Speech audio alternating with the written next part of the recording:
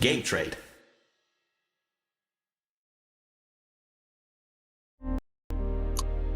Hello everybody, welcome to Game Trade, where we trade games, trivia, and banter. Indeed. I'm Humane, and since this is Game Trade Blue, our player today is Garland, the Star Warrior from the Galactic Ares Reticulation. So, what is Game Trade? Well, we all have our favorite games. Naturally, some will be more passionate about a game than the other. Here at Game Trade Blue, the idea is that Garland is going to play something I am passionate about, and next time there will be Game Trade Red, where I will play a game that he is passionate about. So, with all the contacts out of the way, what are we playing today? We are continuing Devil May Cry 3.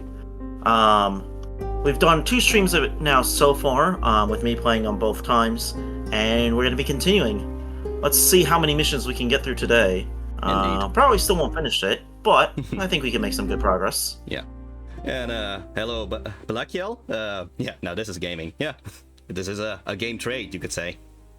Yes. I guess I might as well just have a little recap of what happened last time. So, yeah, Dante, he's a little bit of a party animal, and well, his brother Virgil decided to host a party, and Dante is like, okay, I'll be at that party, and he's been building up a whole party of guests as his group, which are all weapons now. So yeah, he has Cerberus, he has Agni and Rudra, and now he got Nevin to join him. And yeah, that's gonna be an interesting little thing to add to this party of people. Yes. That'll actually be what we will start with, is getting to explore Nevin, see how she feels in our hands and how well she works for us. Yeah, and how well she works with your fingers and all that. Exactly, yeah. Yes, we're still playing that. Yes, I didn't have time to try to catch up on the HD collection that you got me, Blockhill, so I appreciate it, and I'll probably use that one, assuming that the computer and the streaming system will let me, for whenever we do Devil May Cry 1. But, yeah, let's jump into the game. Yes, indeed.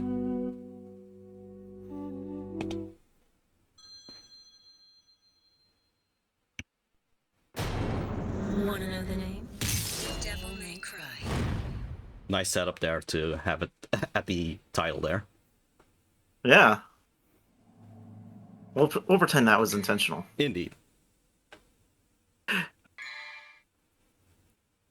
You know, it scares me every time it loads because it says no data and then it shows the data. Yeah, just give you that little split second of panic there. Exactly. PS2 emulation can be a nightmare sometimes. Yeah, it can, unfortunately. Yeah.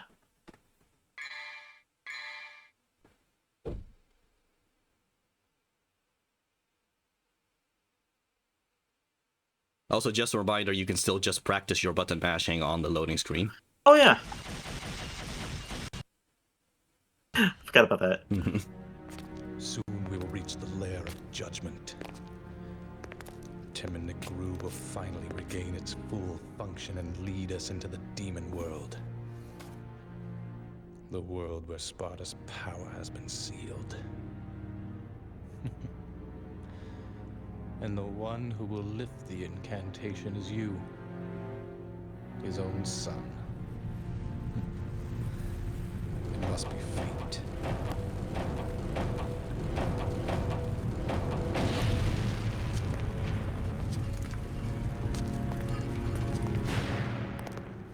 Kind of makes me think of a line from Spectacular Spider-Man where Tombstone says, "This is what we adults call irony." Does that woman really bother you? What are you talking about? Why didn't you kill her? Perhaps because she's your daughter? Did some pesky fatherly love get in your way? That's none of your... Ouch. To further your study of the black arts, you sacrificed your loving wife to become a devil as well. Knowing this, I thought you'd be more useful to me. But I was wrong. No wonder your attainment of power is incomplete. What about you? You're an incomplete being as well. Oh, there's the 10. Both demon and human blood mingle in your veins. Shut up. I mean, Shut up. that doesn't make him an incomplete being. Like half-breeds are just still a full complete being, Now you that know? the final Like, door is open, I don't know why that would make I have Virgil an news. incomplete being. Yeah, well, he's just bitter because now he can't return the book to the library. Yeah. I forgot how normal Virgil's forehead used to be. I mean, yeah, I guess. Yeah. Fair. Mission 10, the job. Strengthen the silent bridge. Alright, just to make sure. Mm-hmm. Do we have our... No, we do not. Whoops. I went the wrong way. Yeah.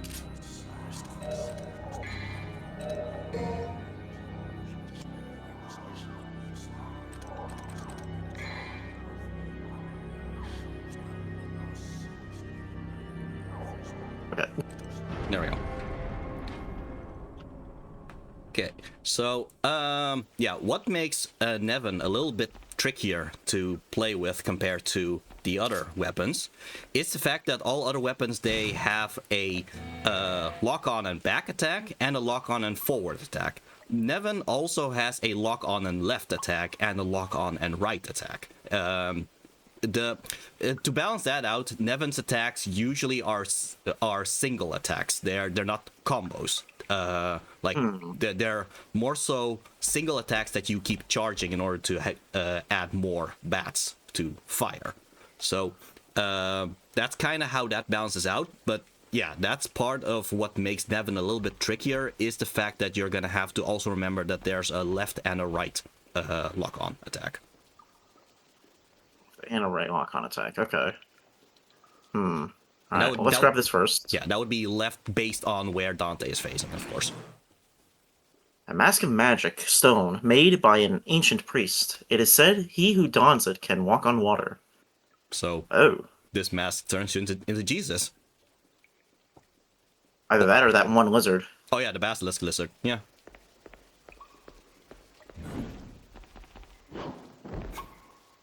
Okay. Dante just had to show off there. Yes. Alright, so... Oh. Speaking of showing off, Yeah, figured that's a good place to show the whole thing with Nevin there.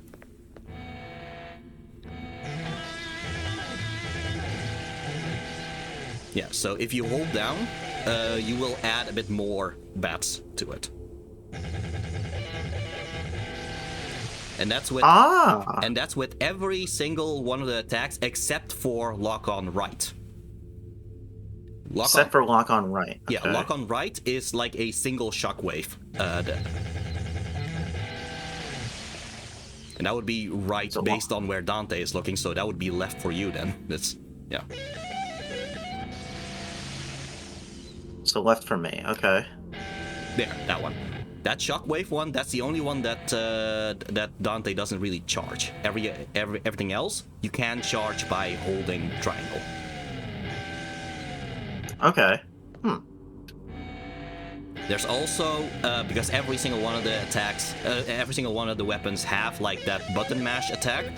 Yeah, left and triangle. If you mash there, that adds a stronger attack from it. It's with the high-pitched one. So to the right for you then, in this case. Oh, okay. But without locking on. With locking on.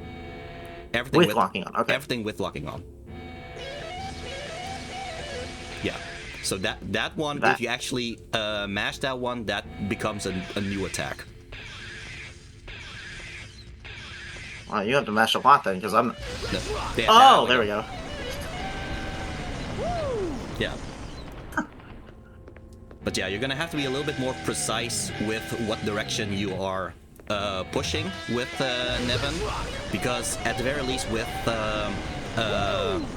with all the other weapons, it's only just the front and the back. And the front, there's like a whole 180 direction that could be the front, and a whole other 180 direction to be the back. But here, every single one of them is like a 90-degree, window for you to actually aim towards. Okay. Yeah, it's kind of weird in comparison to fighting with this. Mm-hmm. Because you have to set up first to at least get the guitar in front of you. Yeah, well, that's actually kind of the benefit of the aerial attack, because the aerial attack you don't need to set up. Okay.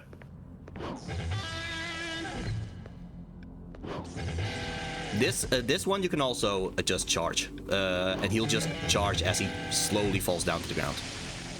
Interesting. Okay.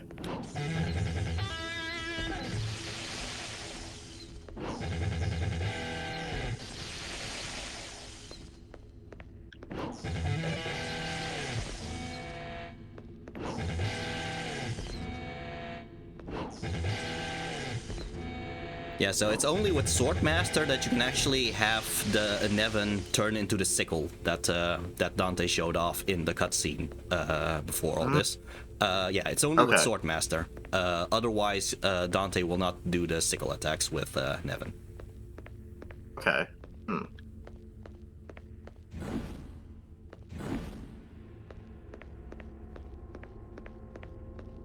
Let's see. How close are we to... Not that close. Okay. Royal Gourd turns into Pumpkin.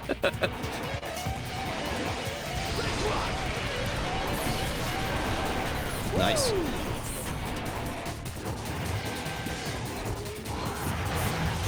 Something I do notice that most of the time with, I guess you could say, more enthusiastic players or pro players of Devil May Cry, what they usually do with Nevin is charge up a bunch of bats with the different moves, and then quickly switch to any of the other weapons in order to simply layer on the attacks. Oh, okay.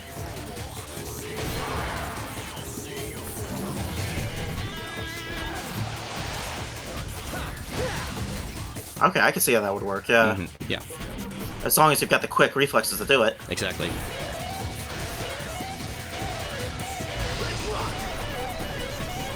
The benefit of the setting up thing is that that does count as a single slash. So you are able to actually damage enemies with it. So it's not just the bats that you are using to damage people. Ah, okay. Yeah, you already went in here to grab the... I think it was a star, a magic star, I believe, if I remember correctly. And I wanted to see if there were any hidden red orbs, but... No, not here. I guess we're okay. Well, they teased me when they had them on the cliff up here. That's fair. Fortunately, you have already done the secret mission in this thing. That was the whole destroying the things in the bar secret mission. Yes. I was trying to remember, like, oh, what took me so long last game?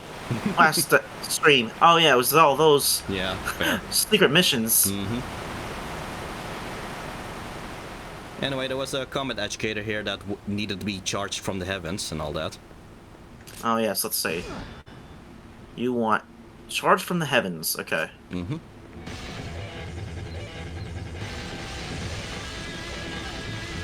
Yeah, you're gonna have to switch with all the different types of moves that you have, so...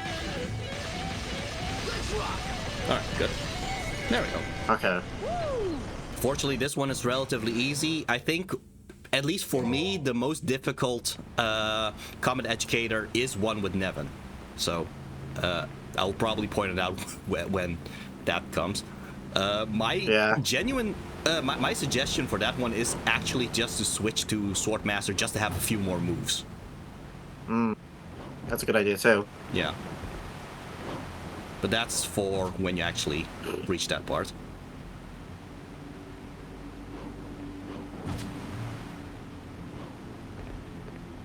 Right, you don't have the air hike yet.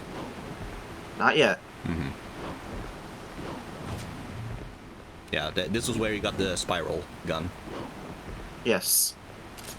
Which I still got. Oops, wrong one.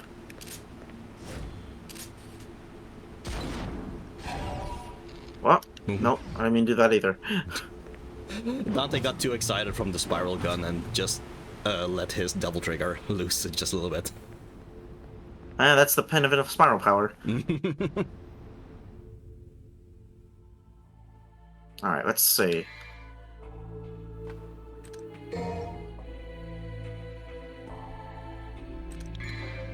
I guess now you might as well just test out what it does with Rebellion too, because now instead of circle being at the dodge, circle is now an additional attack button, and every weapon has an additional attack now. Specifically, what the biggest addition to Swordmaster is usually that the attacks that you can do with circle while in the air, they tend to be air combos. They tend to be combos that allow you to stay in the air along with the enemy. So if you can just press circle multiple times in the air, and that's a similar case with Nevin's sickle attacks. Hey.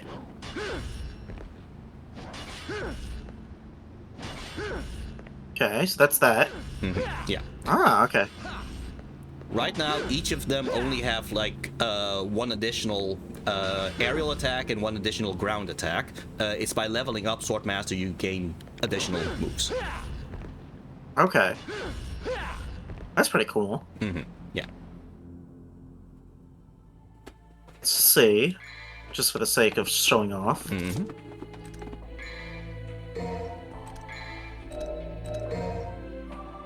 All right.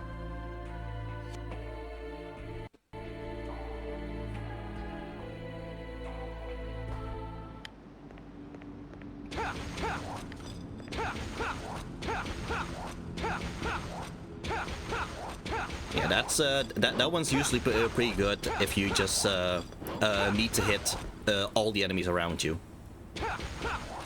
Okay.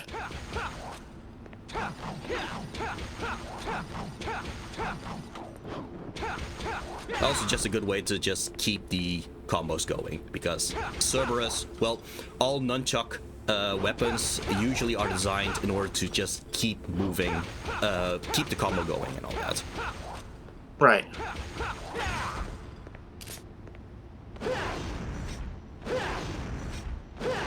Yeah, and Agni and Rudra, that's powerful. more... Yeah, that's more so, Agni and Rudra is more so a case of just a single powerful attack.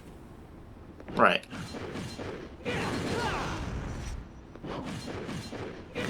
Yeah, so your Jetstream, I believe, with Agni and Rudra is still level 2.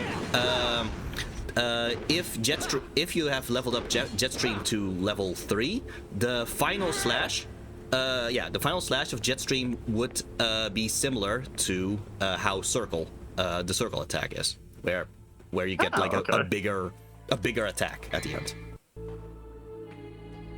Oh, I can upgrade that. Let's look at that now. All right then. Yeah, so just keep holding triangle as you do Jetstream. So hold it. Yeah, holding it. There. Ah, okay. That, in fact, that would have been very useful against Nevin, of all people, actually, because that attack really removes a lot of bats. Like, most of the time, you would have gotten rid of all the bats just by doing that. Oh, dang. Yeah, I think I remember you saying that last time we streamed. So I was like, that would have been nice, but it was like, it takes so long to go back. So I was like, all right, we'll just go with this. Yeah, indeed. And we did do it anyway, so it's fine. Yeah. Did you have enough to get air hike? Let's find out. Oops, wrong one. It's one of the triggers. Oh, what? Okay. Okay. 20,000. Yeah, so I would recommend, considering that you seem to keep Rebellion as a main anyway, I would recommend getting Air Hike for Rebellion, because unfortunately in this game, Air Hike is something exclusive to the weapon that you upgrade. So if you have Air Hike for Rebellion, you won't have Air Hike for Agni and Rudra, for example. Right. And these ones just don't have it at all.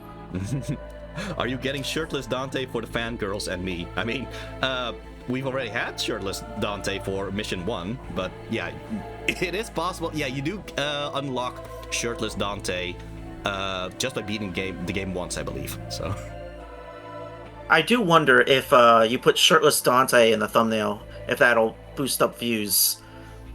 Interesting. You know what? I think I could just make a new thumbnail just to test that out. Because there's a Let's Player I used to watch, and he used to say whenever he put Shadow the Hedgehog in his thumbnails, it would boost his views. Wow, that's amazing. Yeah, so, you know, I wonder if it's a similar thing with Dante. Interesting. But yeah, as I said, shirtless Lan. Yeah, as I said, unfortunately, Air Hike in this game is exclusive to the weapon that you upgraded with. It's Devil May Cry 4 that kind of had the genius idea of, oh, how about we just make that an upgrade for Dante specifically instead of having it exclusive for a weapon for some reason. Yeah.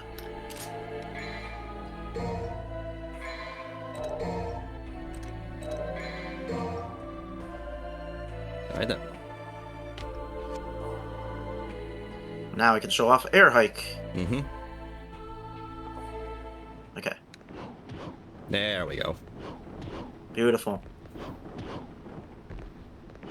You know what? A fun thing I can point out about Air Hike is that Devil May Cry 1 is the only Devil May Cry game where Dante's double jump is not based on him creating a platform on his feet. In Devil May Cry 1 and Devil May Cry 3, every single Devil May Cry game, if you do Air Hike, Dante creates a magical platform on his feet. But not Devil May Cry 2. Devil May Cry 2, that's just a standard double jump that he can just flip in the air, I guess. So, yeah. You said Devil May Cry 2 specifically, right? Yeah, Devil May Cry 2 specifically. I wonder why specifically that game. I think it's I'm trying to think like a. I mean, I'm trying to think of like a lore reason. Like canonically, my thought would have been, oh, that's because Devil May Cry 2 used to be after Devil May Cry 4, so maybe he got more skillful or something. Unfortunately, now Devil May Cry 2 is before Devil May Cry 4, so that can't work anymore. But yeah, that used to be a thought that I had, but ever since Devil May Cry 5, yeah, Devil May Cry 2 is now before Devil May Cry 4, so yeah, clearly that's not the case anymore. And yet again in Devil May Cry 5, yeah, Air Hike is yet again with a platform. So yeah, clearly that's not that can't work as an explanation anymore. Yeah. Speaking of Devil May Cry 2, one of the reasons I was excited about doing the stream for Devil May Cry 3 today is I think this is the day that Devil May Cry 2 came out. Really? At least in America. Today? I think so. Yeah. Oh, hey, that's funny. Oh, Black Yellow says, I beat 1 and 3, but can't remember much of 1 other than the part where he should have been the one to fill my dark soul with light. Yeah, well, that's like the signature scene of that game. Yes. Yep, it's iconic. Okay, but Black Yellow, that means you have not played Devil May Cry 2, 4, and 5 yet then? Oh, 25th here, 30th in Japan, weirdly enough. To be fair, really? Honestly, I can see that happening. Really. Oh, I played 2, but aren't far. I beat 4, 5, and remake. Okay, good. Wait, remake? Ooh. I'm sorry. What remake are you talking? What remake? I think are he you means talking DMC. about? Oh, okay, yeah. That's not a remake. That's a reboot. But yeah, but a failed reboot. But yeah, DMC. Yeah. Oh, I'm DMC. Right. I'm not good except the remake. Okay, well, yeah, that's fair. To be fair, Devil May Cry, DMC Devil May Cry, for all its faults, it is more how do you say, accessible in terms of its controls, because I think it's funny, so it's worth it. Yeah, but where all the other Devil May Cry games, you have like the directional input of back and triangle and forward and triangle, all while locking on and all that. DMC Devil May Cry doesn't have that. DMC Devil May Cry has double tap forward and triangle, and launchers are simply something that you do with a additional button. For example, it's DMC Devil May Cry, for all its faults, is more accessible in terms of how it controls. I like the Futurama Slum Factory, and yeah, DMC is super easy to understand control-wise, and I think a dedicated dodge. It's been a second. Yes, it has a dedicated dodge. It has a dodge. You dodge with the triggers, so it is indeed easier for new players to play, I guess.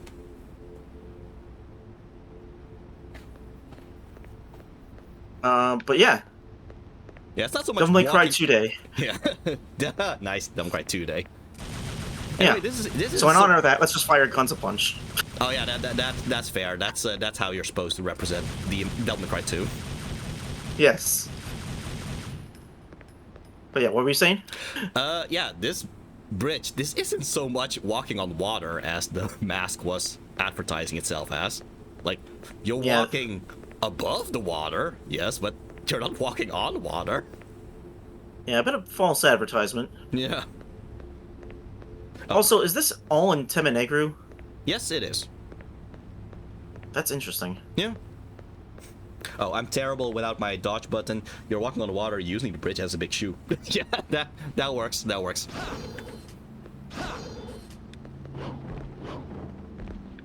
Alright, what do we got here? Neo Generator, a magic artifact able to supply power for an eternity. It is used to power the main bridge. Power for an eternity, and all we do is just power a bridge with it. I don't know. Dante, could you maybe bring that back after this? Like, I feel like you could solve your money problems right there by having literal infinite energy. Nah.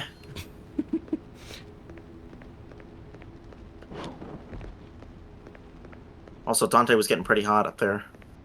Nice. He's on fire.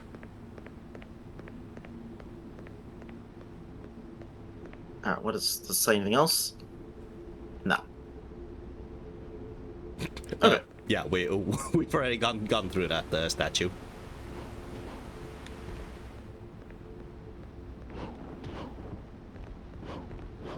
You know, for gameplay reasons, I do understand these red orbs respawning, but considering that in lore these are crystallized demon blood, like, did another demon just decide to move over here and start bleeding for Dante to collect these things here?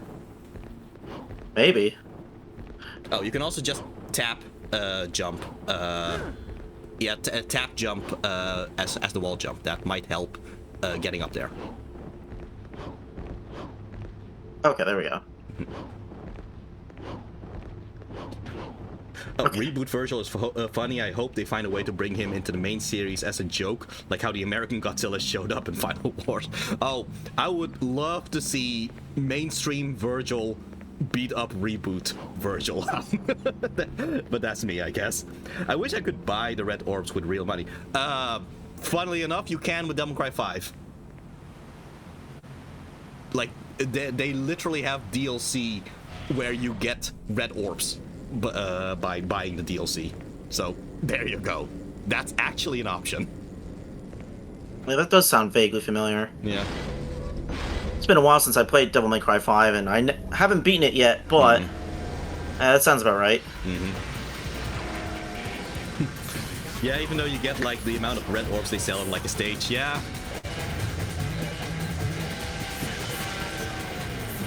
Okay, so these Dullahunts, you can only damage them by being behind them. So, Oh. I mean, they have those rotating shields and all that.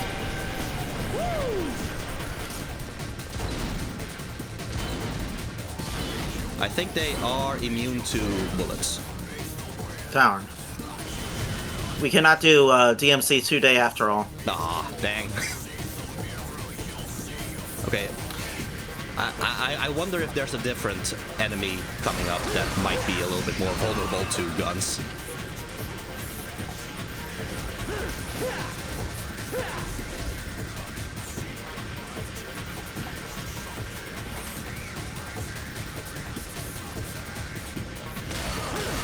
There we go.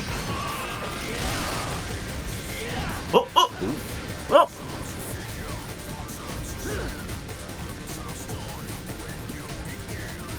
Fortunately, they just have a set path of how they move, so... Yeah, not Temenegru's best guards. No, not really. Oh, I do have to get back to DMC Devil May Cry 4 Special Edition because Lady exclusively uses guns. Yeah, yeah. Actually, that's kind of part of the fun with Lady. I think particularly, I just like to be as tactical as possible with her rocket launcher. Just see how long can I charge it and then decimate bosses with her. Like, she can be a real boss killer in that game. Yeah, I love that. Lady's too cool. Mm-hmm. Oh.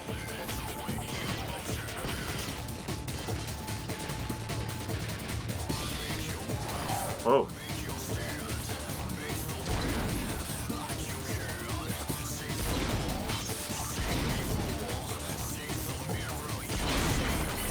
There we go. At least, yeah, these enemies seem to be vulnerable to guns. Yes. I don't know, it's something really funny about sniping the snipers. This is what we adults call irony.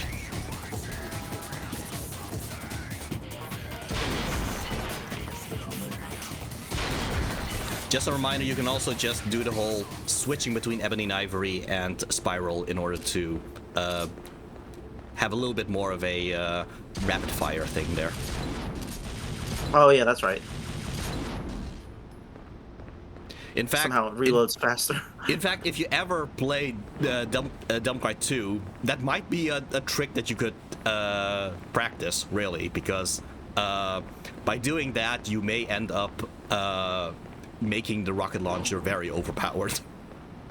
Oh, beautiful. I love the sound of that. Mm-hmm. I mean, the guns are already overpowered. Well, just imagine how the rocket, how overpowered the rocket is if you just keep shooting it back and forth with all the other guns, you know? I want to see someone juggle an enemy with a rocket launcher. Unfortunately, the rocket launcher is still too slow in order to actually juggle someone. At best, you will just launch them upwards and then oh no, it's the other side. It's the other side that they were thinking about. Okay, you are going to have to use the statue in order to switch back to Trickster first, in order to get the thing that you want to. Yeah. All right. Well, luckily it's right here. Yep. Okay, so the trick, haha, of Trickster here is to do a wall run, and then just as Dante, just as Dante flips from the wall there, that's when you do a double jump, and then you can enter the hole up there. There, see? Oh, nice. Yeah, and that's why air hike was necessary for that. Okay, actually, I might as well just talk about how Virgil is supposed to get this one, because, like, I think how Virgil gets it, how people are getting it with Virgil, that is the intended way, but I just find it fascinating that it is the intended way. Because Virgil does not get air hike. What he does have is teleporting up. Like, he teleports up. But unlike the air jump, unlike the air hike, Virgil cannot control which direction he is teleporting up to, because he just teleports up based on where he is facing. So what you do with Virgil is you actually jump off the wall and then slash once with Yamato, so that with that you can change your direction and then teleport up. So it's fascinating how that seems to be the intended way for Virgil to get into that hole. Yeah, that's complicated. Yeah. I mean, to be fair, this game wasn't initially made for Virgil in the first place. Virgil was an addition that they added in Special Edition. But, you know, just find it fascinating as all. Yeah, but they still probably left it there for him to get as exactly. a intended upgrade. Mm-hmm.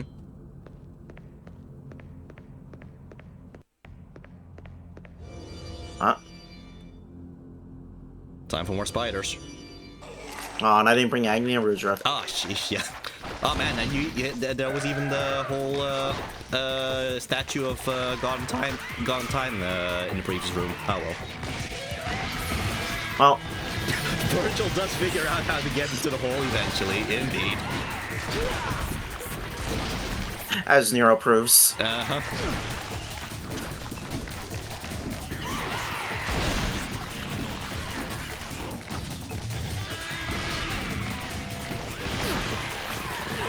Oh, Oh, if you are stuck in the web and all that, using Devil Trigger will remove the web. okay.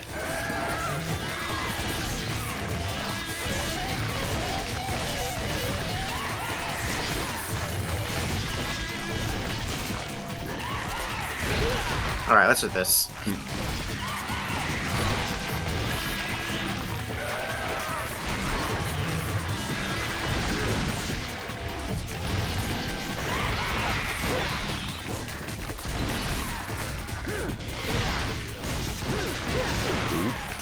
Oh, well now I don't have Devil Trigger. Yeah, so if they are on their backside like that, that's pretty much their sign that they are going to do the webbing thing. Okay. Okay, but you got through it. Yes, indeed. There's some nice target practice for Dante there. Yes. It's funny that Dante had to deal with the little spider bugs, while Samus had to deal with those little parasite bugs. Huh, yeah. A fun little game trade connection there, I guess. Yes.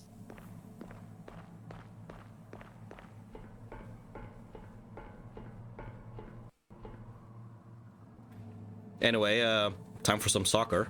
Or Oh, I football. love this part.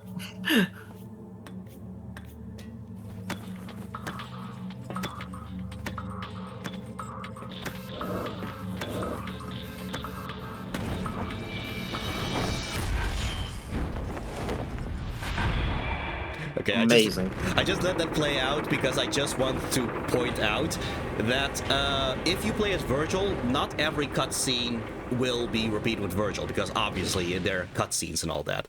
This is one of those in-game cutscenes where Virgil will actually do this animation. So it's completely it is completely out of character for him to do that, but funnily enough, Virgil does this animation if you reach this part as Virgil. Oh. I think you can go back just to backtrack where yeah, because in the previous mission you were not allowed to backtrack here. Oh no, I meant the door. Because that door would have led to where Dante, where Leviathan, yeah, you just press it again. That door, where you're at right now, that was the door that led to where Leviathan fell, and Dante met up with Lady again. And last time, I asked if you were able to backtrack, and then Dante says something along the lines of I don't have time to help her or something. Now, I think you should be able to backtrack because there is a red crystal. Okay.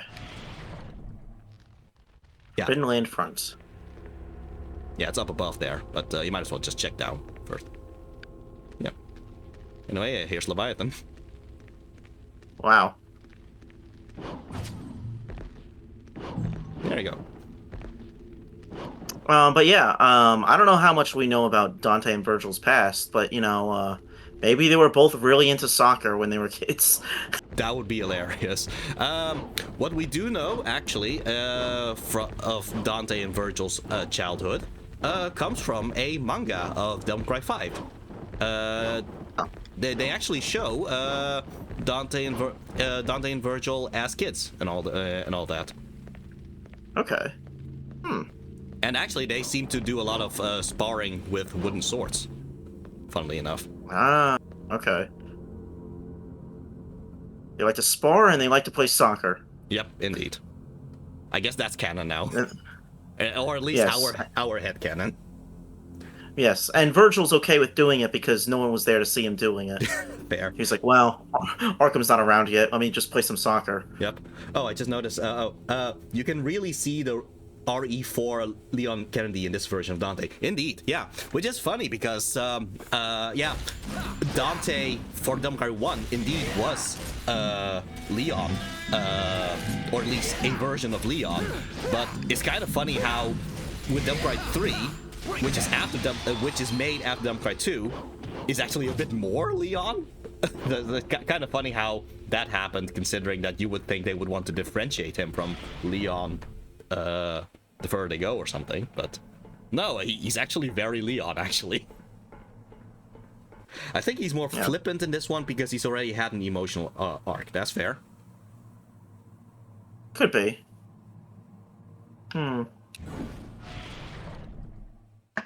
Marble Throughway.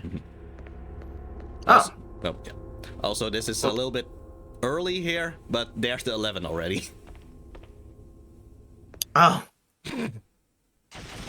Even though I think this is the first game in the timeline, yes, but this is after the Devil May Cry 3 manga, where he also had quite an emotional arc. Well, so that was quick.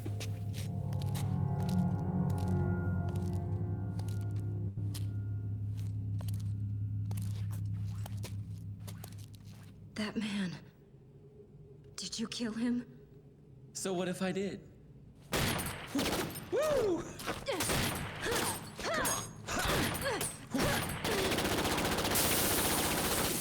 Ooh, I love a fast woman. Shut up! He was obsessed with becoming the devil. So much he killed his own wife. For that, he butchered innocent people, too. He's the most vile kind of creature. poor lady, and the music is trying so hard to be dramatic, and Dante is here going woo and all that. Yes. Hey baby, you want me to fill your dark soul with light?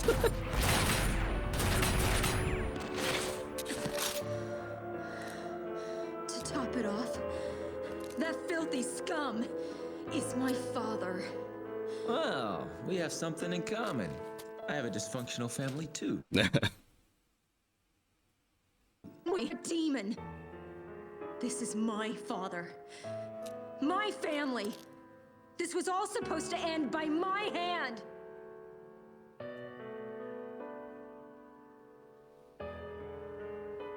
So yeah, Dante says it as a joke with the whole, I have a dysfunctional family too. The thing is, family is actually quite a theme with Devil May Cry as a whole, actually.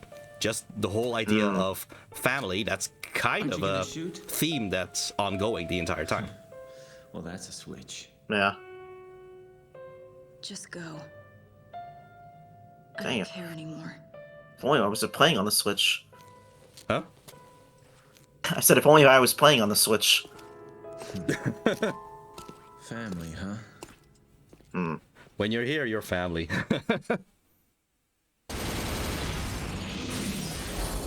So he doesn't really answer the question for Lady on whether or not he killed Arkham. Yeah, but So, I think maybe he just doesn't want to. I mean, okay, I might as well just. I think we're far enough at this point for me to kind of talk about this. Dante's whole character arc here is in fact his apathy. He kind of like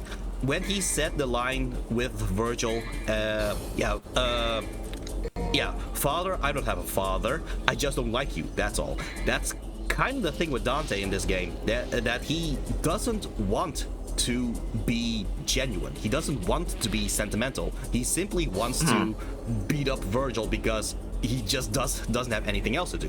Which contrasts with yeah, but that actually is the story, because that contrasts with how Virgil says, "Where is your motivation?" That's the thing. Dante has no motivation in this game yet. His awakening, Dante's awakening, is him finding his motivation. So Yeah. that's kind of the whole story arc that Dante is going through. So yeah. Right. It just makes me wonder, like, what does Lady think about all that? Like, does she actually believe Dante killed him, or does she, like, there's no way he would? You know, something to think about, because I don't know if she gets her answer. Well, she gets her answer pretty soon, actually. But yeah, but still, I think at this point she just feels sorrow for not having been able to finish off her own family issues on her own, I guess. Right. Black Hill says he really doesn't seem to care, even though she's super hot. Maybe he only likes girls that look like his mother. Ooh, that's some Freudian stuff right there. I think he's mad he's fucking with her, and that's it. That's fair. I mean, it's also worth noting that while he was goofing around with her, he does eventually just stop and lets her just, like, put the gun down. Yeah, in a way. So he knows. In a way, this was kind of his way of helping her deal with it, I guess. Yeah. I guess kind of like just allow her to be angry, I guess. Right.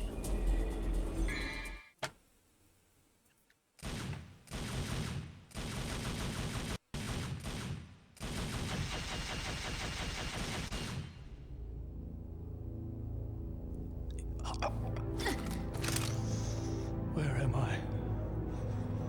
It's dark. I can't see anything. Hey, baby, sorry your shitty dad is dead. Let's You're eat still pizza. alive, I Woo! see. Mary? Is that you?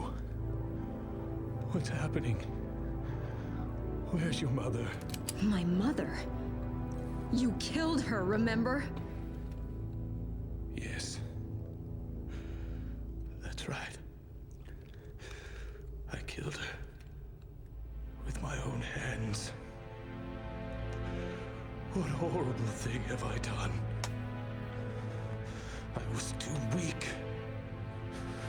I succumbed to his influence. You mean you were possessed?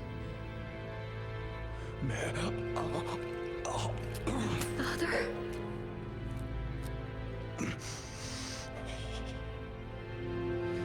Yes, I was manipulated. Manipulated by a devil. Named Virgil. Gasp. Virgil? He's attempting to bring the demon world back to this modern day. A world that Sparta once sealed off. Sparta? I thought he was a myth. If the demons return, this world will be thrown into chaos.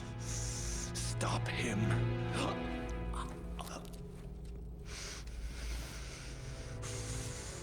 Stop Virgil. Me? You're such a sweet child. Just like your mother. Her mother was a sweet child.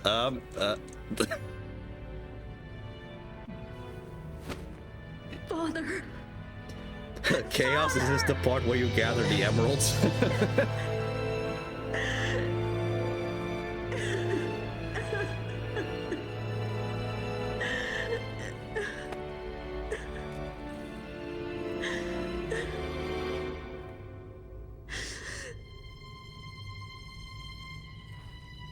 Virgil.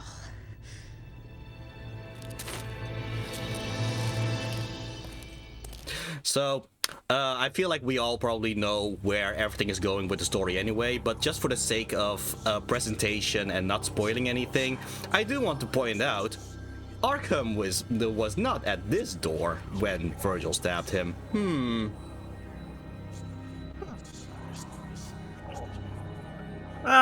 Maybe he crawled. Yeah, sure. Let's go with that. Mission 11, Revenge. Give a guest from the past an adequate homecoming. Oh, you know what? Okay, go to... Oh, well, okay. Is it possible for you to backtrack right now? No, unfortunately. Better get moving. Yeah, okay. Yeah, I think it would have been better if you actually switched to Agni and Rudra, because you are going to you're gonna move past a common educator that necessitates Agni and Rudra. To restart the mission, would that work, or would it be fair. quit the mission? Yeah, no. I think restart the mission should be fine. Okay.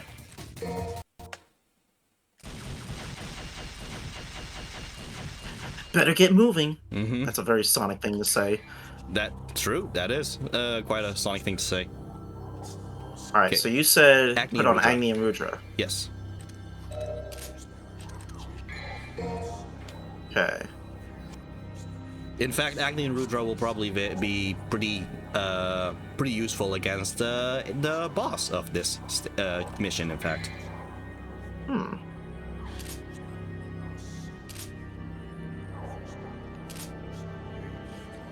We'll come back to that later, but I do want to look through the upgrades on this. Oh, then I might as well just point out with Nevin, actually. In a fun way, Nevin is actually this game's version of Alistair from Dumb Cry 1. Because it is through Nevin that you get Air Raid, which is Dante's flying ability. Which, yeah, is something that he would get from Alistair in Dumb Cry 1. Interesting. So yeah, in a weird... plus, Nevin is also electric, just like Alistair is. So yeah, just a fun little thing how Nevin, in a weird way, is actually kind of like a precursor of Alistair, of all things.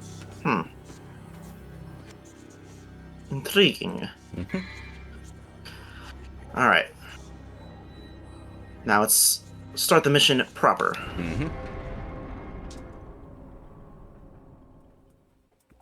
Better get moving. Indeed.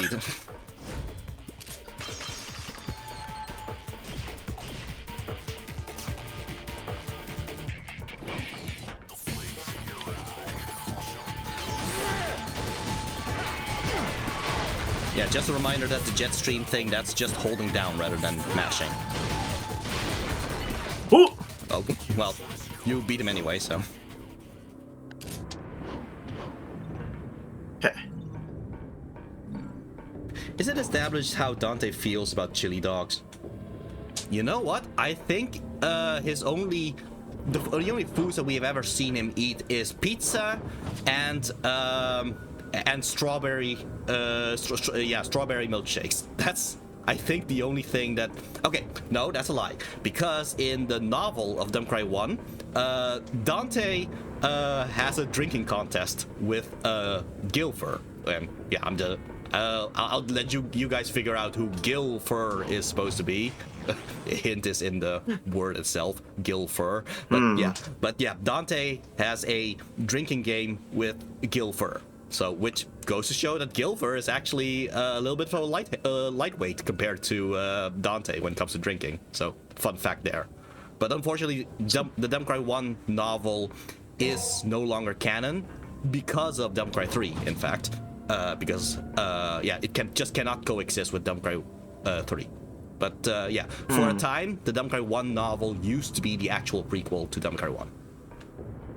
That's too bad, because I was going to say, oh, maybe that's why Virgil wants more power. Yeah. So he can handle his drinks better. Oh, look at that. Oh, they did an Alucard thing. Yeah, kinda, yeah. Oh, wait, those pipes? You can jump on them. Oh.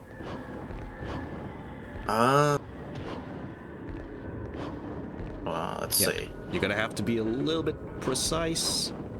Oh. Alright. Okay. Careful. Be careful not to fall here. Lots of Sonic references, suddenly. Yes, on Devil May Cry 2 Day. Don't worry, I won't forget you, Devil May Cry 2.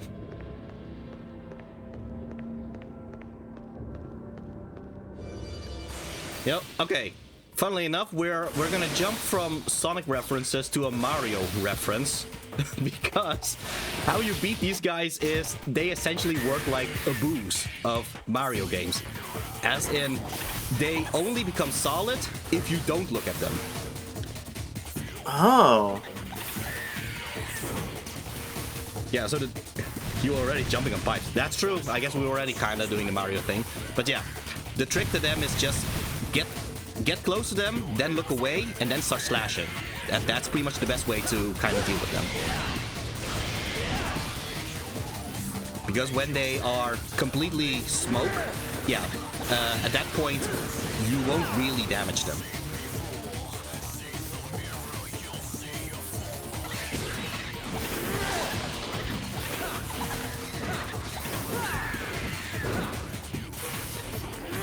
They got quite the zany laugh, too. Yeah. Yeah. I guess they really are boos, huh? Yeah. Yeah, so if they do the whole dashing attack where they laugh and all that, they might be able to grab you. If they grab you, that's when you're supposed to use Devil Trigger in order to shake loose from their grab. Okay.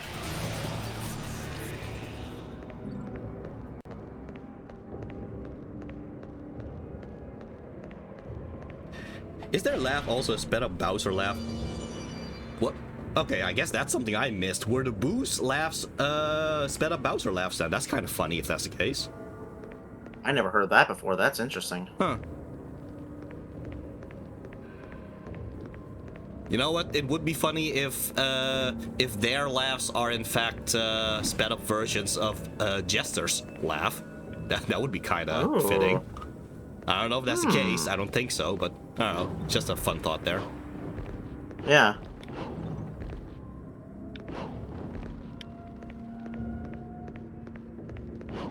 Yeah, it's not the same. I don't think it's the same, at least. No, I don't but think it vaguely so. sounded like. It vaguely sounded like the laugh they use a lot for like characters like Ripperoo. Oh yeah, I guess. Yeah. But I don't think it's the same thing. Mm-hmm.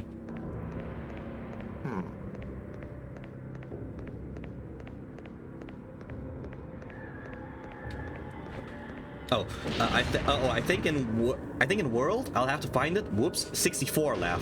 Don't know why I thought they laughed in World. Maybe the GBA one. Okay. Could be, because the Game Boy Advance version of that game did add sound effects and voice acting. Mm-hmm. Yeah, it was If you wanna call 64. it It's a voice laugh acting. when you die. I see. Okay.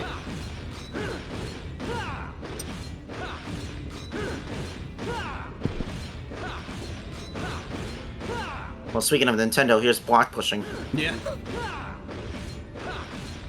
Should we consider this as the Legend of Zelda thing? Yeah, that's what I would think. 3 figure-looking faces are etched in the statue. 2 of the faces weep bloody tears. How very metal. Yeah, but you have walked past And also another one. Castlevania. Oh yeah, that too.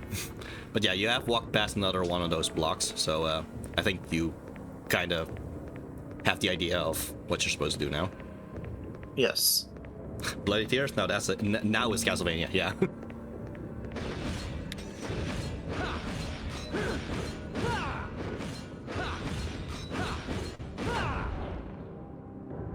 All 3 faces are crying. Tears of blood.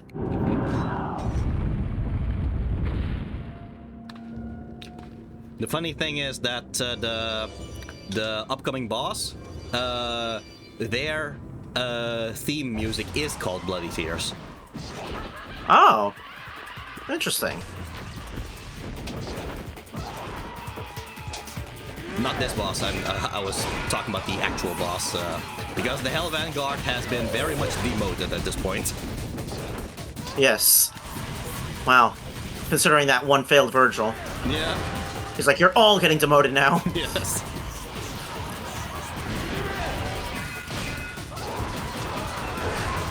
Nice. Yeah, this is the death boss fight. Dracula's next.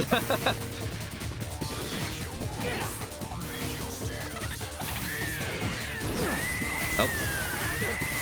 Oh, I yeah. can't do it. Yeah, he kind of sucks your Devil Trigger energy, and you're supposed to do it just when when you still have 3 devil triggers in order to actually pull off a devil trigger.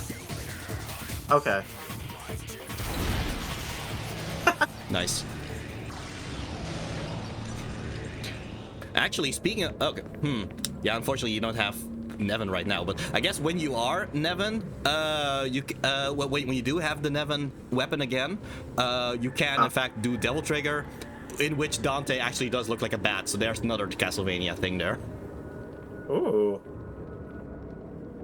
Yeah, we'll definitely come back to that. Mm-hmm.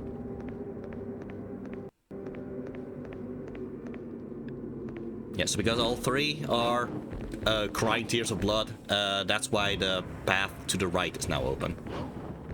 Okay.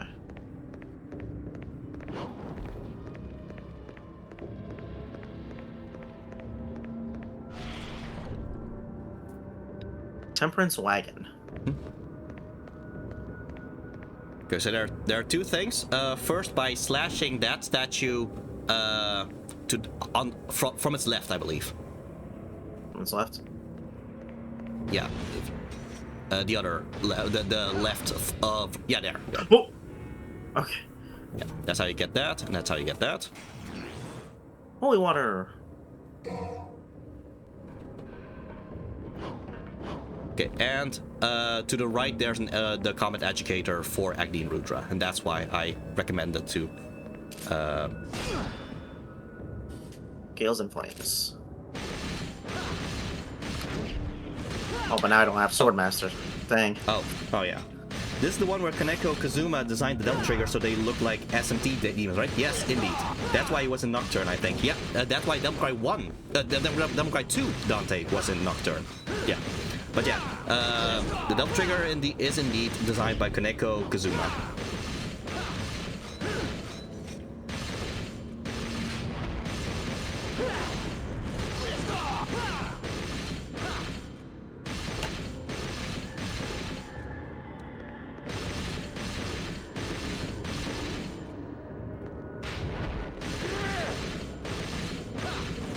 Try to do the full jet stream. What'd you say? Try to do the full jet stream. Like with holding triangle. Oh yeah. I think if you just did it just then, it might have been enough to reach the next rank.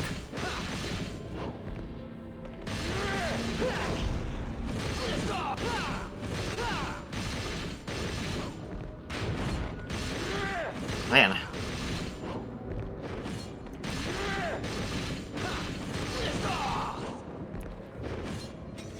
Yeah, you're gonna have to try to do the mash combo, which is slash pause and mashing.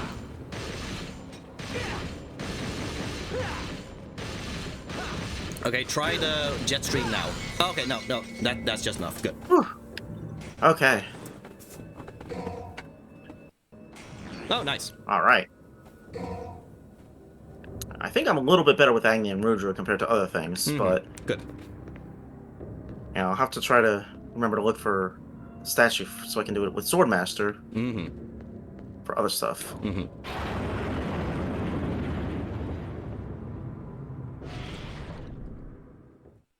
Temperance Wagon.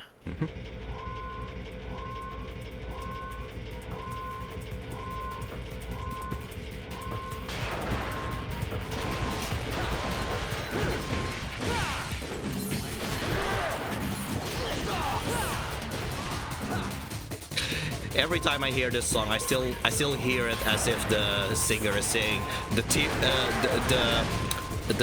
what was it again? What was the lyrics again? The twitch in your eye. Yeah, I keep hearing him say "calls you beloved" instead of "calls your beloved." Like, why are you calling me beloved? That's not my name. Shouldn't Chariot be the wagon? I assume it's supposed to be a tarot thing.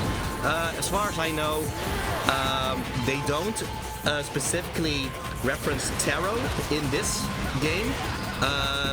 Instead, they are more so basing everything on the 7 deadly sins instead. like each of these enemies are based on a sim. Need to play Devil 4 so we can hear the time has come, and so am I. Yeah, that's another innuendo there. Back when Devil 5 was announced, a lot of people showed pictures of Nero crying, and but it kind of looks like he's coming. And then they add the lyrics to, as if he's saying the time has come, and so am I. Oh my gosh.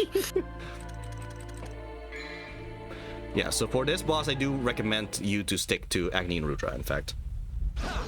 From pulling his devil trigger, indeed.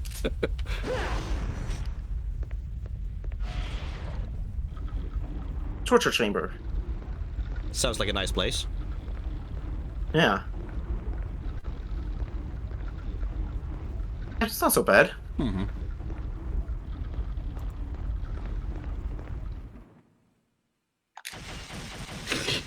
Yes, a pretty good fuck you in that game. Maybe better than Don't Team. Personally, I think Nero's fuck you is the best of the entire franchise. That's my opinion there. Oh, you poor thing. Didn't your mother ever teach you how to use a door? I don't know why, but I love that line. Did your mother ever teach you how to use a door? Give me a break. Tell you what, next time I'll try and wear some cologne, okay? You know, that makes me think that canonically Dante wears cologne during Devil May Cry 1. That's great to think about. It has pretty good lead up. It feels like the payoff for the entire story. It does. It really does. Especially because Nero really is much more of a bad mouth than Dante is. Okay, so the reason why Agni and Rudra is good against him is because his weak spot is, well, he's missing an eye. So, if you just attack his eye, and Agni and Rudra happens to have a good aerial attack, which is good at hitting his eye.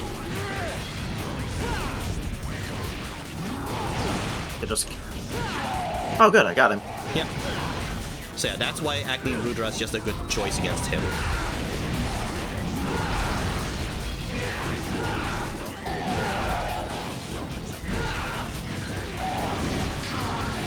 Oh.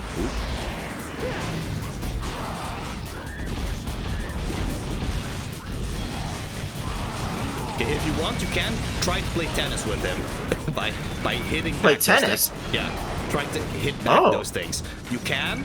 You're gonna have to have a little bit of timing in order to properly do that, but you can if you want.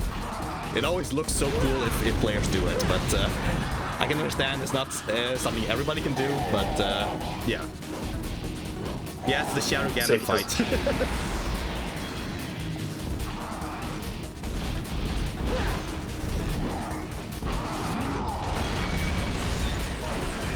Oh. Well, that time you just missed. Yeah. You gotta have really good timing on that, huh? Mm-hmm. Yeah. I think especially for Agni and Rudra. Oh, ouch. I think especially for Agni and Rudra because Agni and Rudra's first slash is a little bit slower than Rebellion, for example. Okay, I'll try. If he does it again, I'll try doing it with Rebellion. Stop. Oh yeah. Come on, man. I guess he has reached the other pattern now where he doesn't actually hit the things.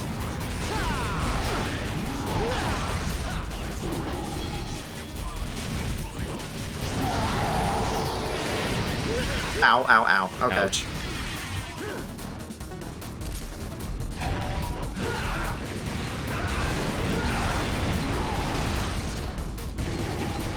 But yeah, you do notice the amount of health he actually loses if you actually hit his eye there. Yeah.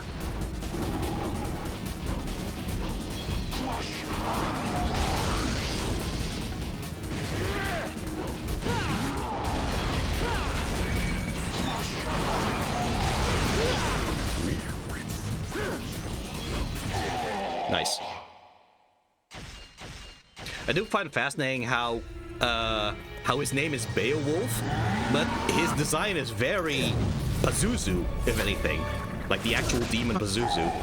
So, I don't know, maybe they thought the name Pazuzu would be a little bit ridiculous or something, but yeah, his design essentially is Pazuzu.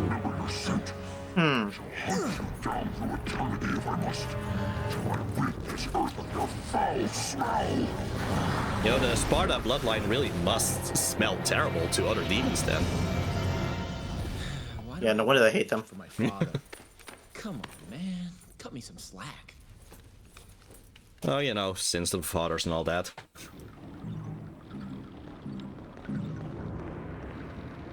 You know, now that you're making me think about smell,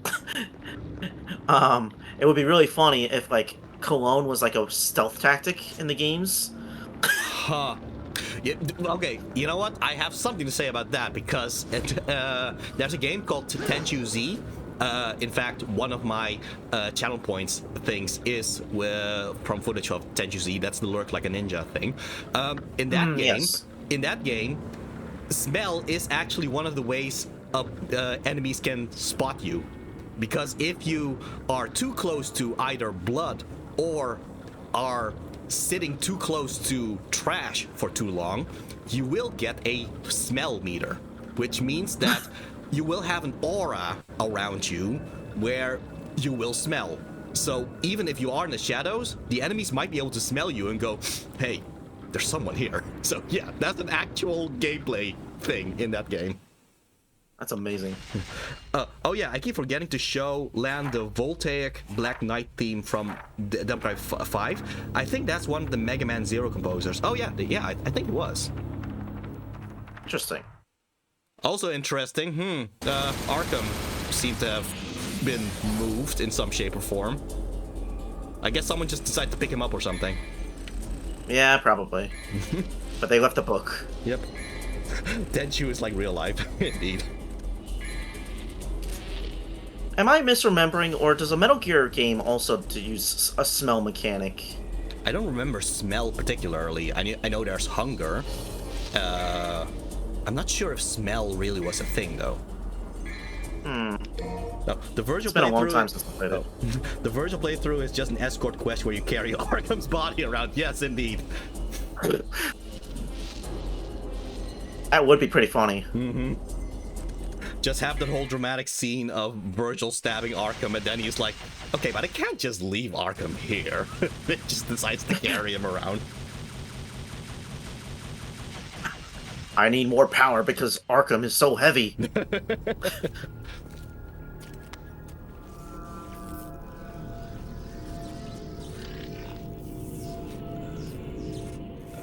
So yeah, this soccer ball is a little bit worse for Dante's health here.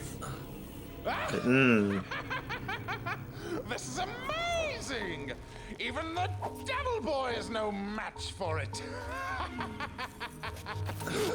Whoa. Oh, whoa. You're not going to shoot me, are you? If you do, I'll die. You know? That's a fair point. Shut you up. It bugs the crap out of me when someone talks more than I do. Don't act so I rash, wonder my how many boy. times has that happened for Dante to actually be annoyed about that. But I get to see Enzo being that way. That's fair. That's actually a very fair point. tell it now, will I? Whew. Thought I was a goner for sure. Oops. I like that oops is like, oh yeah, I was talking about something. Huge tower off the ground. That thick shaft that causes women to shudder. Well then. Is actually a tunnel linking the demonic domain to the human world. And of course, your brother Virgil is the one who controls it by using your mommy's amulet. So Virgil wants to control this shaft, huh? He's headed to the control room in the basement. If you don't hop down there quick like a bunny, he'll open the gate to hell. There's a lot that you can analyze from this. Indeed. And you're telling me this because... Oops. I forgot to mention one teeny little item. That gizmo there is actually the key to move forward. But the tricky thing is... So a gizmo that helps you move forward within the shaft. So I think you better hurry. So is that thing Viagra? But in return for your soul, it'll give you power. Oh, there's the 12, by the way.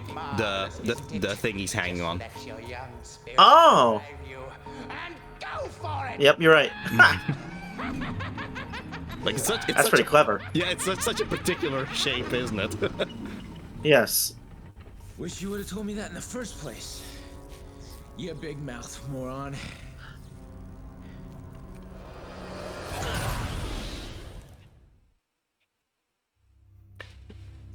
So if you want, you Mission can. 12. Yeah, if you want, you can switch to Nevin again here, because the thing is, during this stage, you will essentially have infinite Devil Trigger, but your health is going to keep getting lowered the longer you're, just in Devil Trigger, I guess. So yeah, it's kind of like Okay. yeah. Funnily enough, it kind of feels like the PlayStation 2 Shinobi. That's kind of what I'm thinking. This is the rhythm game section, kind of. Yeah, so if you want, yeah, you would essentially use all of your red orbs that way. But if you want, you can, in fact, buy air raid. And thus, with it, you can fly. And while you're flying, you can press a square to shoot electricity, which is like Alistair. Okay. Well, since we're going to be using Devil Trigger for this, I think I actually will try that. Yeah. R1 and X in midair. Okay. But yeah, like I said, this one kind of looks like a bat. So, yeah. Interesting.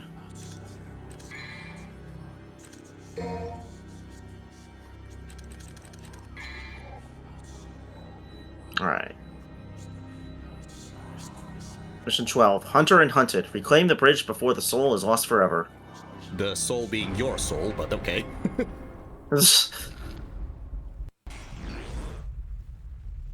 Haywire? Yeah, Haywire. Oh, Haywire Neo Generator. He who holds this broken device is irradiated and their soul is drained in exchange for power.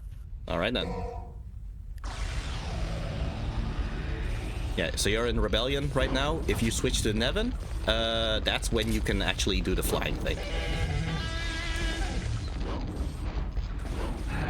Yeah, and now you can press, okay. yeah, now you can press square in order to shoot electricity. Yeah, like I said, like Alistair from Devil Cry 1. Okay, cool.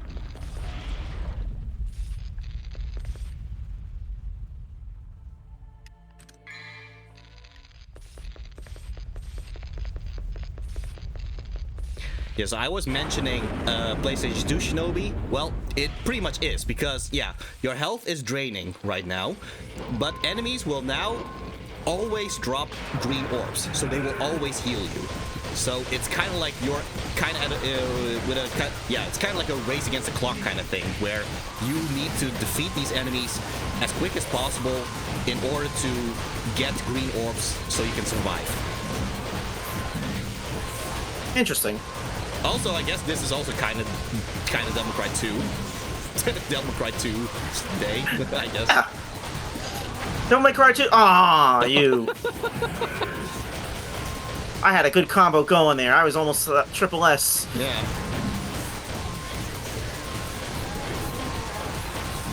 Which I'm surprised that they let you do that, considering usually fair. they don't let you mash a single attack for points. I guess usually this would be a limited thing, because you can only fly as long as you're in Devil Trigger, and Devil Trigger would be a limited thing, usually. So, yeah. I guess that's probably why they kind of allow this to just keep raising the style meter. Okay.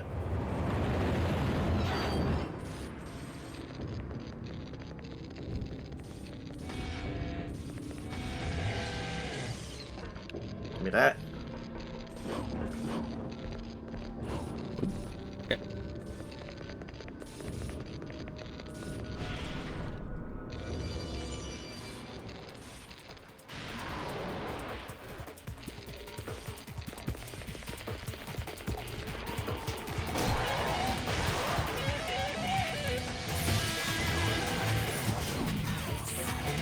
but my name isn't Pilaf.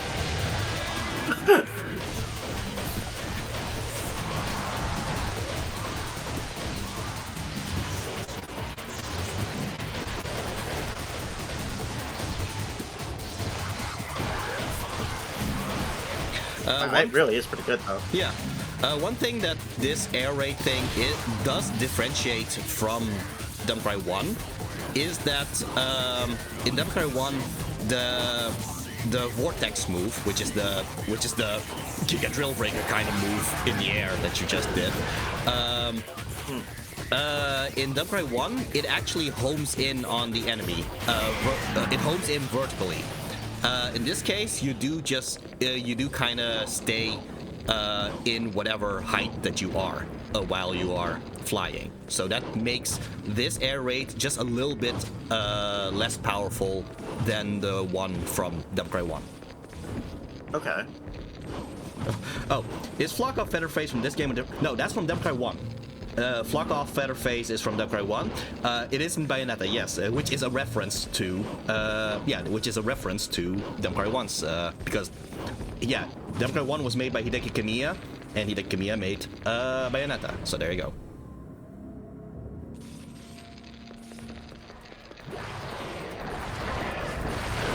These guys again.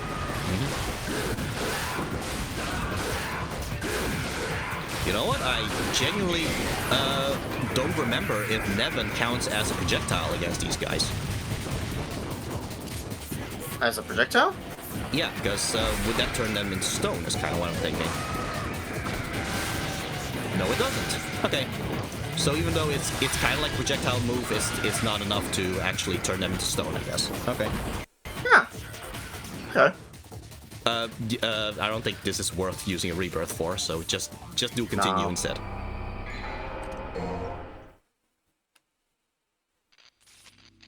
Put me right here. Hmm. But that does not come back. Okay. Okay.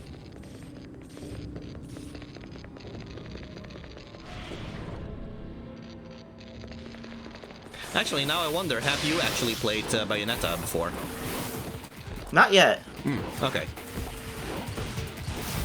Yeah, my intention was to get to it after playing Devil May Cry 4, and then Devil May Cry 5 came out, so it was like, okay, well, I guess I'll finish 5 first. Right. Makes sense. Which I have not done yet, so... Right. But I do own it for the Switch. Or no, the Wii U. Okay. Bayonetta does have a dedicated dodge. Yes, indeed.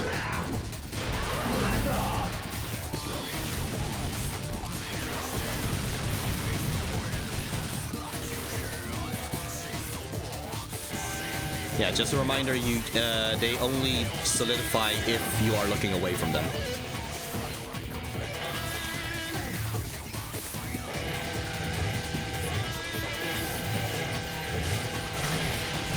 There we go.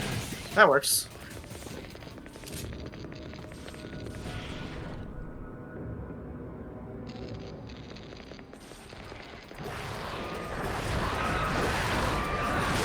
Yeah, you better start shooting them first before you actually slash at them, because otherwise you're not you're right. Otherwise you're not getting green orbs from them. There we go.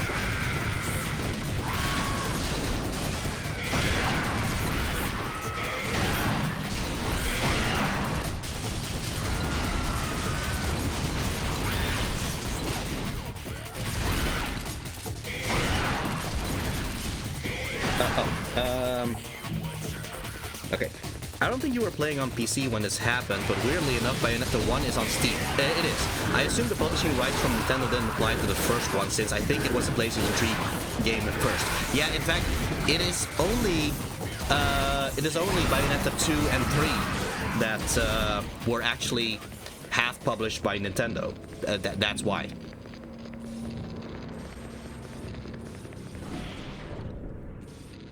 I don't think I'm gonna make it. I think I pooped around too much. Oh, oh well.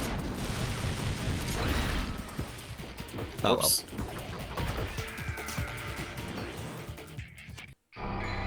So funnily enough, this is also... Oh, well, that's actually kind of a shortcut. You can just go through that door, actually. Wow, okay. That's a speedrun strat there. Wow, that's amazing. Huh. Arkham's gone. Did you eat Arkham?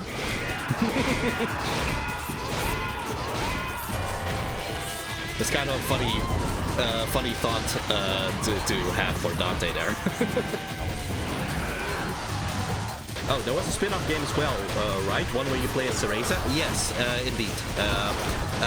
That one, I think that one actually came out after Bayonetta 3, or came out before the Bayonetta 3. But either way, yeah, it's a spin-off.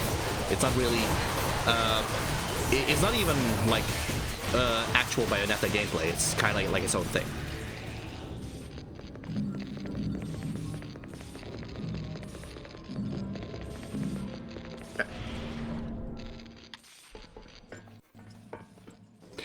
So yeah, Dante isn't really wasting time with the soccer thing this time. Nope.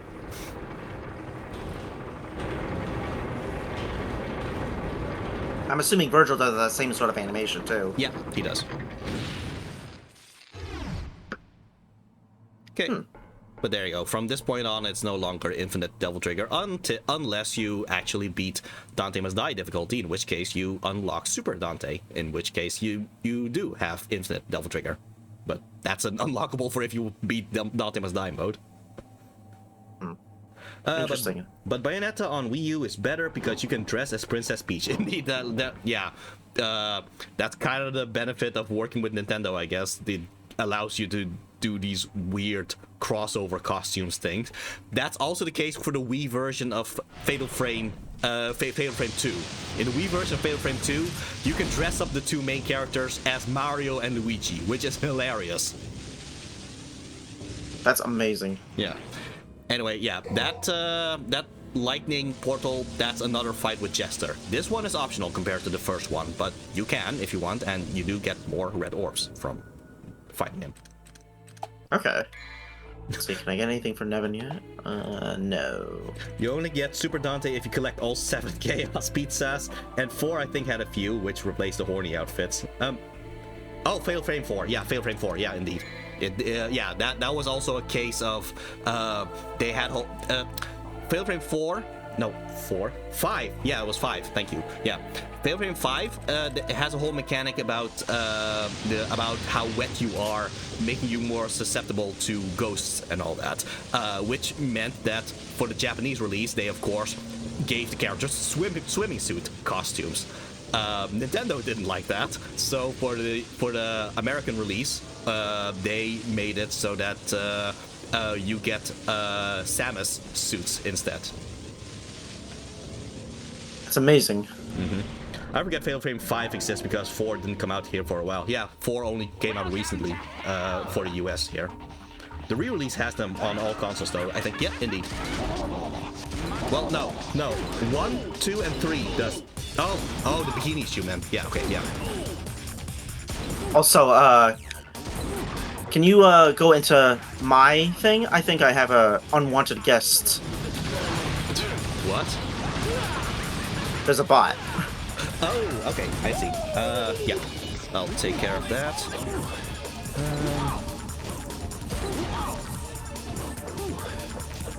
Okay, I think I got rid of it. Thank you.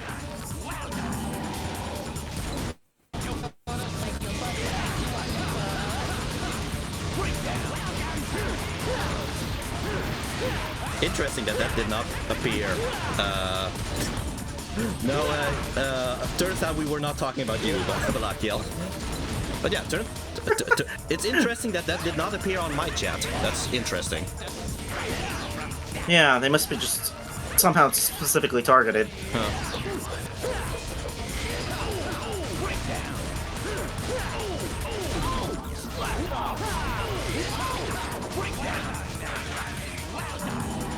Selling you viewers out of a trench coat. Didn't appear here either, so maybe it's filtered automatically. Yeah.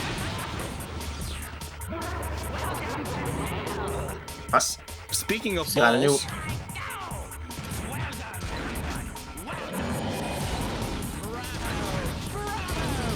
Oh!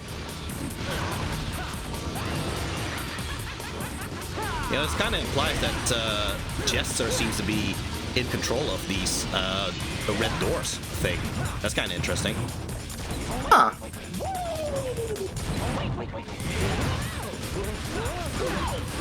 At least he can summon them somehow.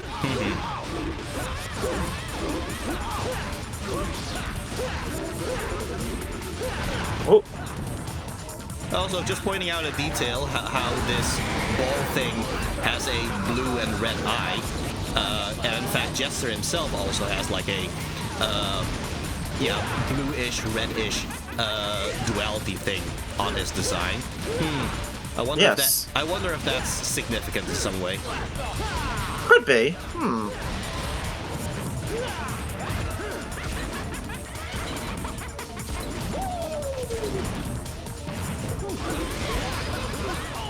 There we go.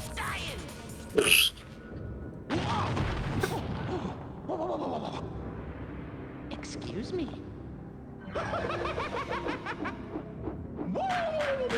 Thank you for that, Jester.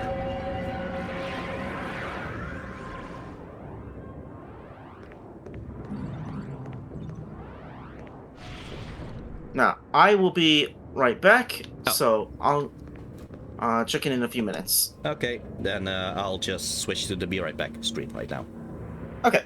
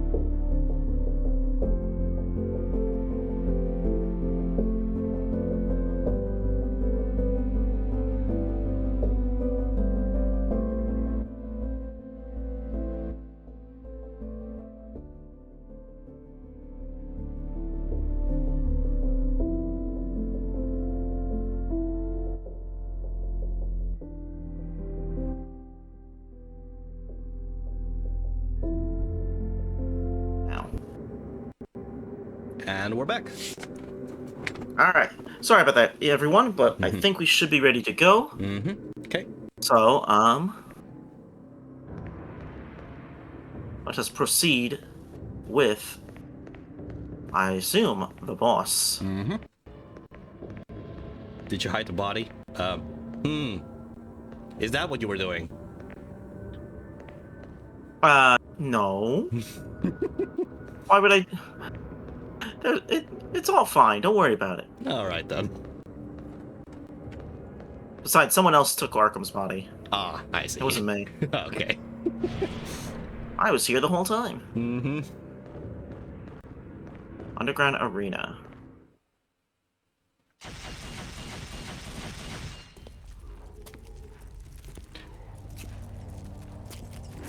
Have you ever watched the show Game Changer? No. Yeah, so What is that? Yeah, so it's a game. It's a game show where the game itself changes every time. That's why it's called Game Changer. But yeah, the host, he has like this this main quote where he keeps saying, "I'm Sam Reich and I've been here the whole time." It's just the same the way he says it. It was a completely different guy in blue, indeed.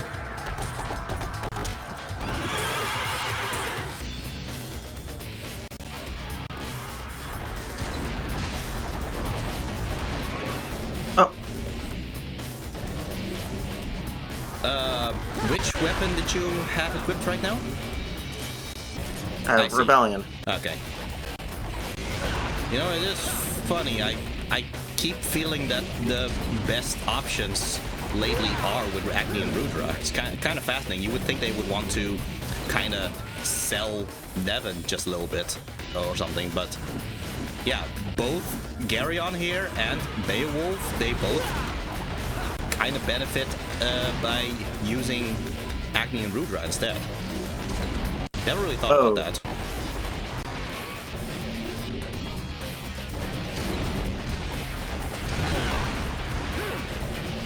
Damn it.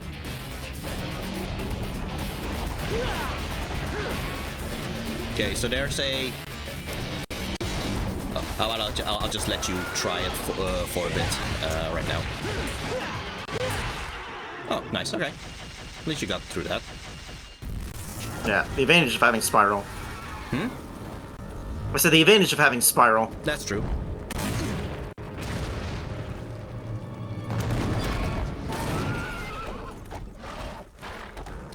First chicken, now gladiator. This just keeps getting better and better. Too bad there's nobody here to enjoy the show! I guess we're here. Yeah? Don't worry, Dante. Some people are watching. Oh.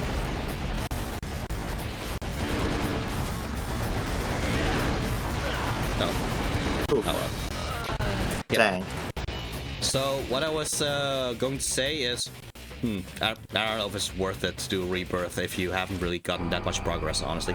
But yeah, so there is a quick way and there is a quick and risky way to fight with Garyon, and there is an easier, safer but slower way.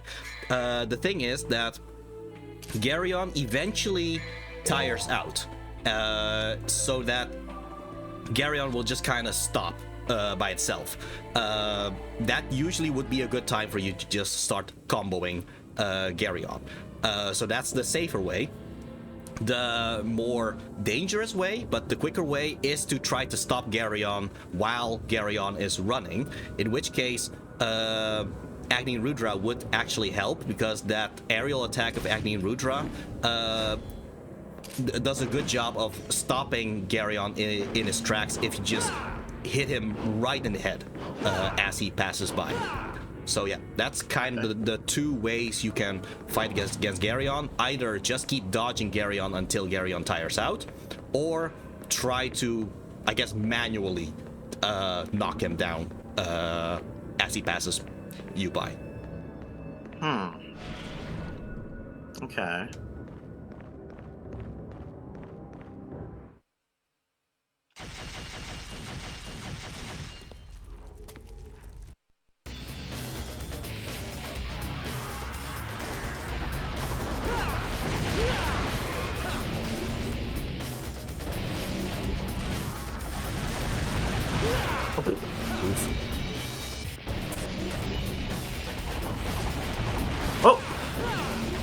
how I did that, but that was cool. Yeah. There, that's how Garyon just kind of gets tired on his own.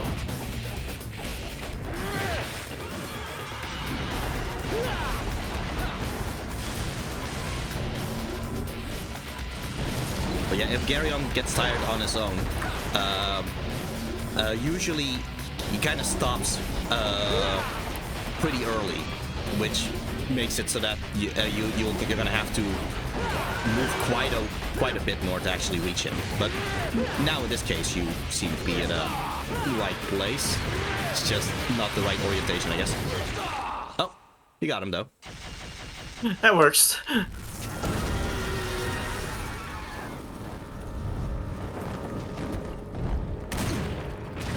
Yeah, and in this Colosseum, it's essentially the same case. Garyon will kind of run in circles. Eventually, Garyon will get tired by itself. Or you can try to stop Garyon while Garyon is running. But that's a more risky thing to do. Okay.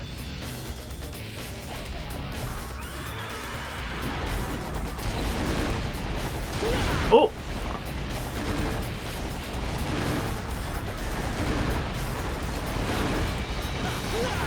As long as you are running, those arrows won't hit you. Yeah, okay, but this is also a way to try to stop Garyon there. But yeah, now Garyon just kind of stopped by itself. Oh! Okay.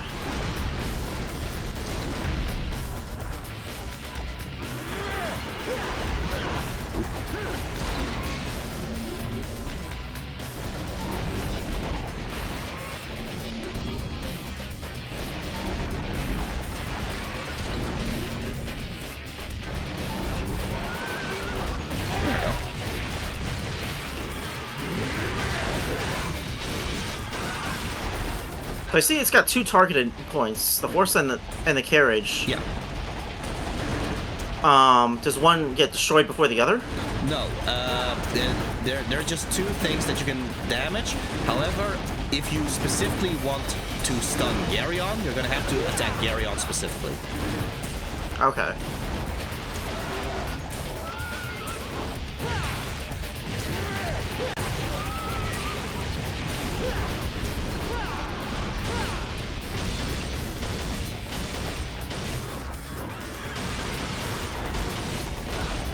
Alright, nice. Thank you.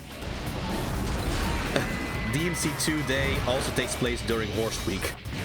Is it Horse Week? That is quite a fun thing if that's... Oh, nice. You got him. I'm pretty sure for Blockheal every week is Horse Week. Oh. What day is... World Horse Day is is July 11th, apparently. Ah, okay. We'll just say it is Horse Week in our hearts.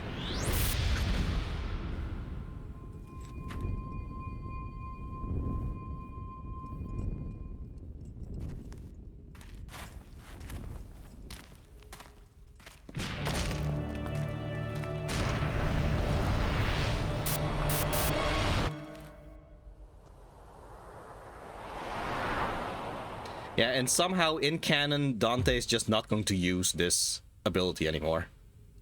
Even though this seems like a very useful ability for him to use in several occasions, but as far as we know, it's essentially just going to be a gameplay thing. I'm gonna guess that he sold it for pizza money. Interesting. Special power that Garyon used to control time. The style gives you more freedom in battle to try out different tactics and combos. Yeah. So the thing with Quicksilver is that you do use your Devil Trigger energy for it. So it's going to be kind of a choice between, are you going to use your Devil Trigger runes for Devil Trigger or to use it for Quicksilver instead, if you pick Quicksilver as your style. Okay, You can do both, but then your Devil Trigger runes are going to drain very quickly. Okay. I'll definitely try it. Yeah, the game already has 4 styles, so having a 5th style is pretty cool, but, you know, there's no way for you to level up all 3 styles in one playthrough unless you're, you know, dedicating the time to it. Yeah, well, that's kind of the thing. The whole style system is kind of made for replayability, so that you're gonna have try another playthrough where you try to level up a different style instead. Yeah. He doesn't need Quicksilver because he got a cowboy hat instead. yeah, that's fair. The cowboy hat overrules everything.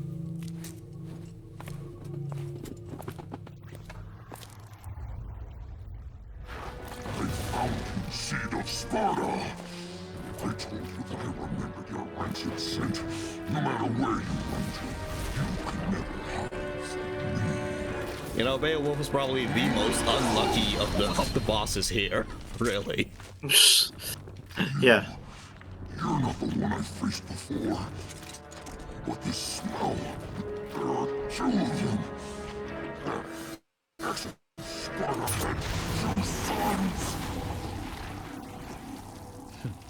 Yeah, this does mean that Beowulf has faced with Sparta, Dante, and Virgil. He lost one eye from Sparta, lost another eye from Dante, and then just lost his entire life by Virgil. So there you go. Yeah, I guess that's a claim to fame. I don't know if he'd really want it, but... And now, he's gonna lose his dignity to Virgil, too. Yep. Okay, funnily enough, that move, that's called Lunar Phase. Virgil does not use that move as a boss. You will be able to use that move if you play as Virgil, though. But it's kind of fascinating how they show that move in the cutscene, and yet Virgil doesn't actually use it in the boss battle.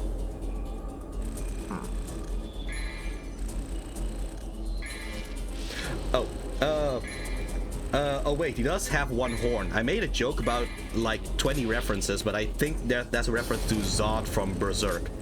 I think mostly his design was essentially more so based on Pazuzu, if anything, specifically, especially with the wings and all that. Like if you were to watch The Exorcist, yeah, the statue of Pazuzu, if you just compare that to how Beowulf looks, then you're like, oh yeah, that's definitely what that's based on.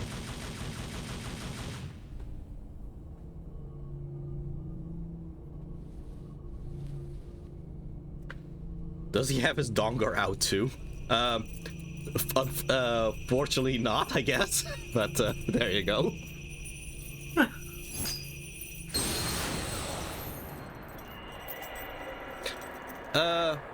Oh yeah, I think the 13 is in the background as some scratches on the wall, I believe. Okay. I think it's I think it's just when Virgil is, well, doing the sacrifice thing. Let's see. I think it's when he's sheathing a sword. Okay, let's see. Oh, there it is. Yeah. That's one of those blink and you'll miss it. Donger may cry. Oh yeah, I guess Mission 13. Oh yeah, I guess he has the wings. I couldn't see that in the cutscene. Yeah, that's fair. Yeah, you could see him better in the boss fight, but I guess he might have not put them out, or he lost them somehow. Yeah. Mission 13, Chaos's Warm Welcome, Battle of Blood and of Brothers. Yeah. I think specifically in this mission, this is where you will find, in my opinion, the most difficult combat educator. Like, even I have some trouble with it, unless I use Swordmaster, specifically so I have more moves to rotate with. But yeah, this is one with Nevin, specifically. Ooh, okay.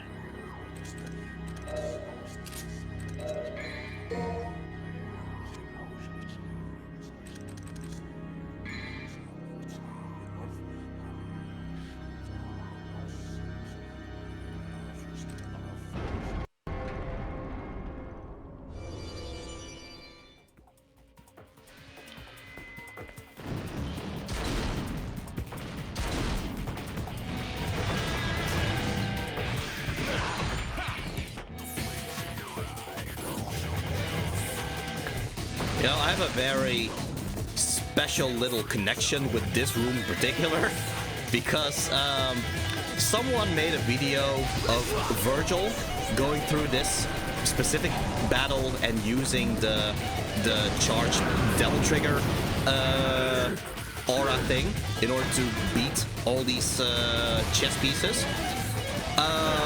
And they specifically added the voice line of Eric Meyer from Power Rangers, Power Rangers Time Force, where he goes quantum power, which because that is Dan Southworth who voices Virgil, and that was my discovery that Dan Southworth was of course a Power Ranger. So that's my little Amazing. That's my little connection to this room in particular, because that is the where I figured that out by watching that video, I guess.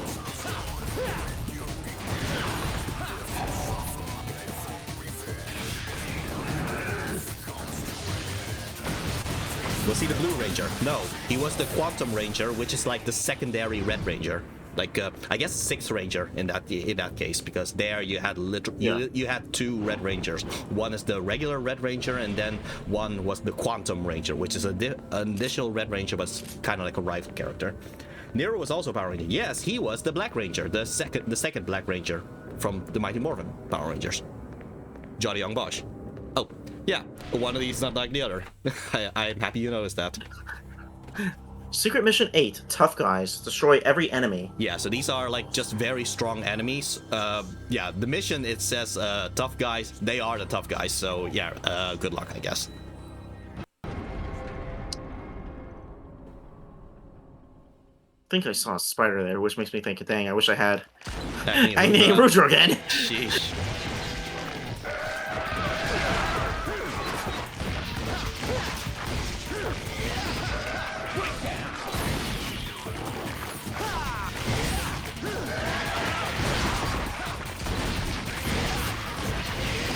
I figured I might as well just warn you in advance. After the spiders comes the Hell Vanguards, as in multiple, so good luck.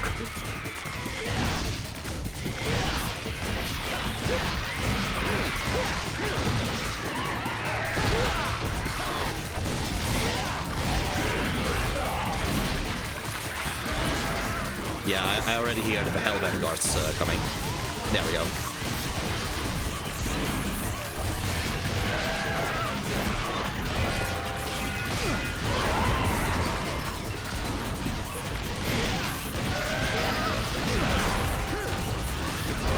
Oh! Getting juggled here. Yeah.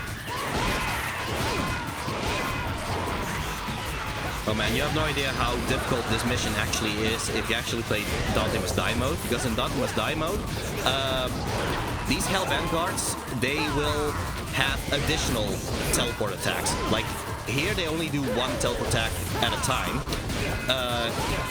In Dante Must Die mode, they will do 3 of them after one another. And yeah, just imagine them doing multiples of those after one another.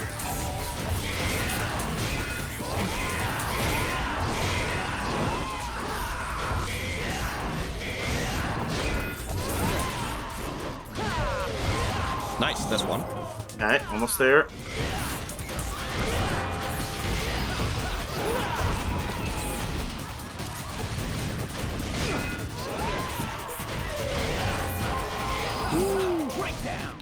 Good job. Right. But yeah, speaking of Nero, I actually have met Johnny Young Bosch. I actually had a picture of me and him, where he actually grabbed me. I asked him to grab me, so that I can Photoshop the Nero Devil Trigger behind him. I'm pretty happy about amazing. that. I'm really happy about that Comic-Con experience specifically. Nice. Hell's Highway. Oh, I looked up Dante's voice actor. He was also in Time Force somehow. He was a stunt coordinator and a stunt man. that's essentially what Ruben Langdon does a lot. Ruben Langdon also owns a studio where he does a lot of motion capture stuff. Like, not only is he the actor of Dante, he's also just a proper director of motion capture. He started acting in B-Fighter Kabuto, which became Beetleborgs, indeed. He has a lot of connections with Japanese studios specifically. Yeah, big bad Beetleborgs. Big bad Beetleborgs.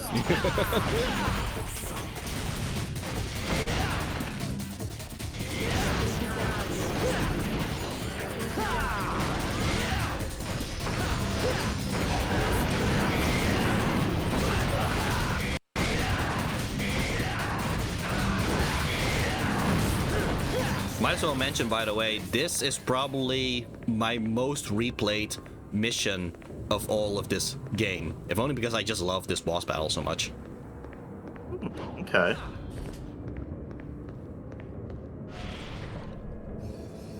Vestibule.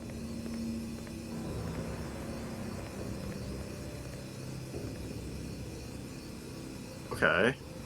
Yeah, so the wheel thing, that's only just so you can reset if you think you've messed up. Okay. Like that. Okay.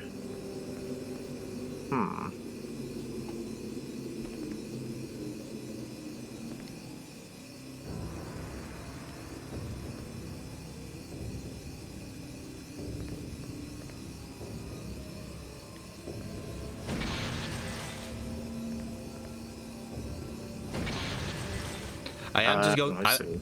am just going to say this. This puzzle is quite a troll move. I'm going to be very honest. A troll move? Yeah. Huh. Okay.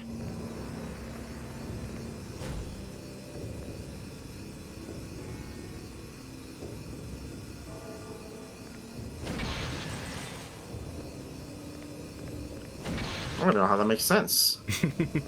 Unless you can... No, I think I've let you struggle enough here. I'll give you a little hint. One other thing seems to light up as well. One other thing.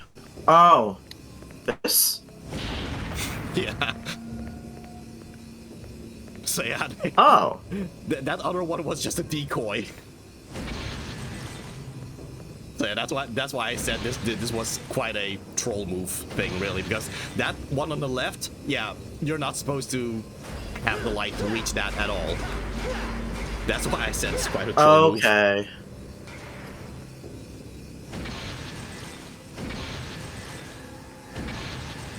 So now I can go in here. Yeah. And then there. There you go. Yeah. Like I said, it's quite Yeah, a I was gonna say, unless you can... That was quite a troll move, isn't it? Yeah, I was gonna say, like, unless you can move the statue, I don't see how that's possible. Yeah.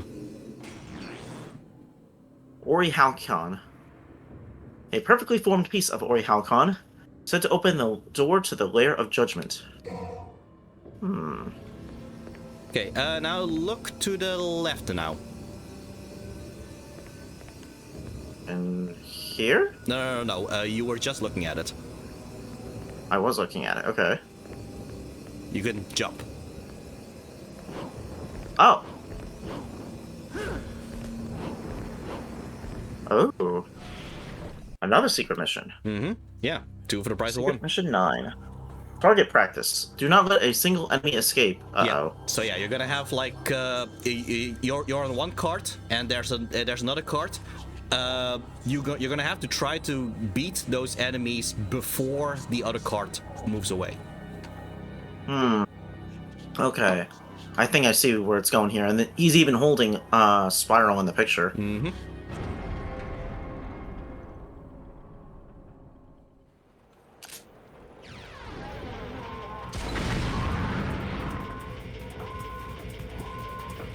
Wow.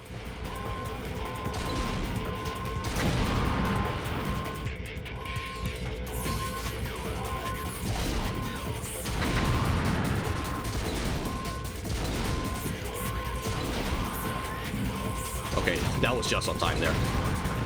Yeah. Come on. Come on. Just a reminder, you can do the whole switching between ebony and ivory thing. That's true.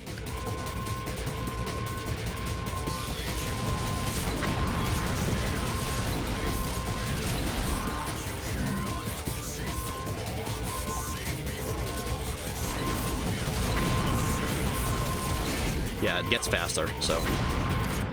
Ah.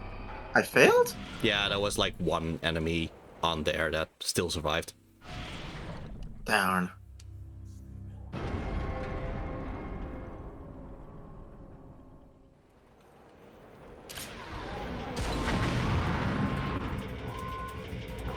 I'll be honest, sometimes I'm just not in the mood to actually do this secret mission, so what I do is I literally just wait until I reach heaven or hell mode, in which case every shot will be an instant kill anyway. So yeah, that's how I also do this secret mission if I'm not in the mood to actually do this properly. Yeah, I could see that, because...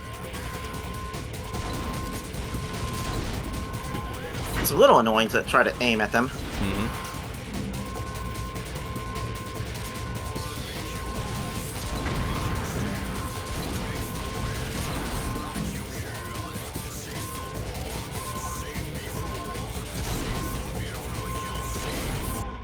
Yeah. Wow, they... Yeah, that's kind of the issue with some of the platforms, the corners of platforms. They do stop your shots, so yeah, that's kind of the problem a little bit.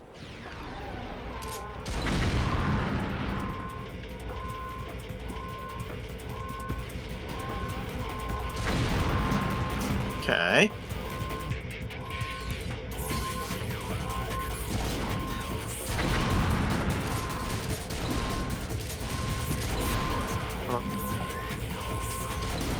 Ah.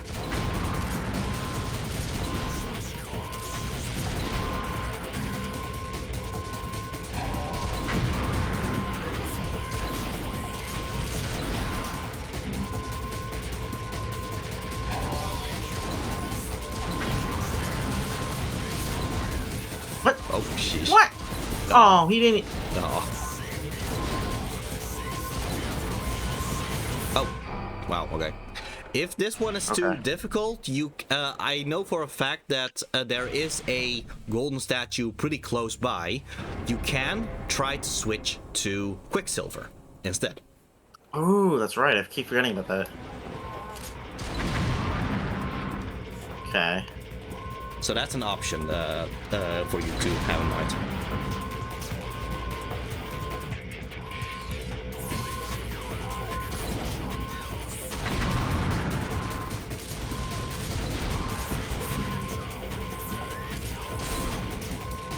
Ah, come on.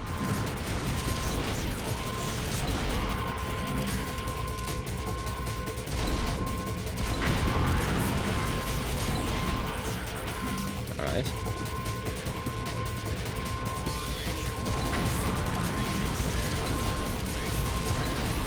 All right. Okay. Okay, now it's gonna speed up. So.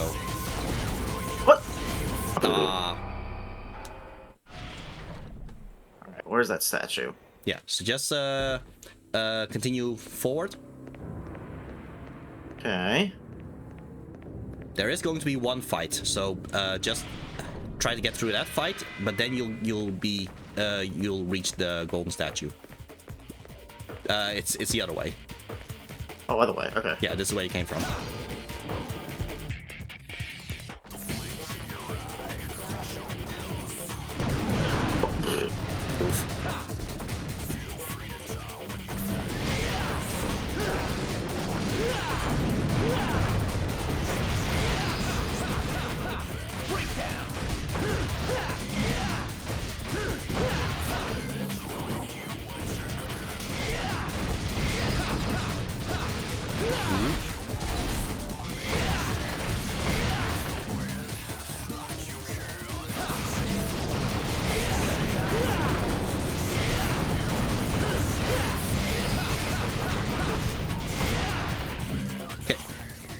Yeah, so just through this door, this is where the golden statue is.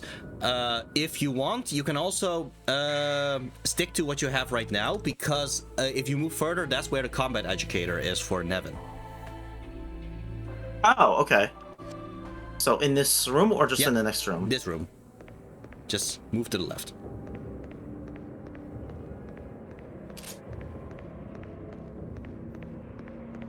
Okay. Yeah, so the best way, for me at least, in order to try to get this one, and just pointing out, even I have trouble with this one, so just be cautious, I guess, about this. What I try to do is I try to kind of rotate around which move I do, as in, first I'll do the up attack, then I'll do the left attack, then I'll do the back attack, then I do the right attack, and then just kind of try to rotate around the Nevin moves that way. That seems to be the best way to kind of remember how to keep doing that. And I guess since you do have Swordmaster, what you can also do is try to add some circle attacks before you start again with the forward attack, I guess. That's kind of how I try to remember to kind of rotate the attacks. Okay.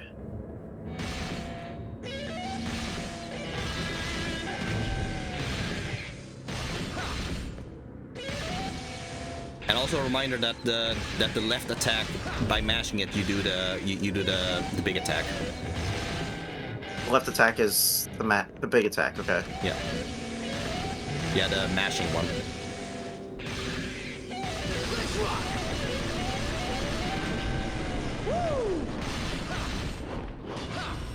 Whoop.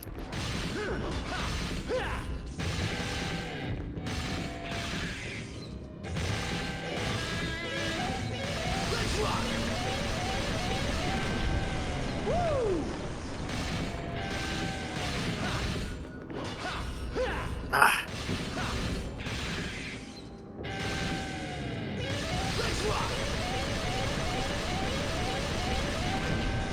All right.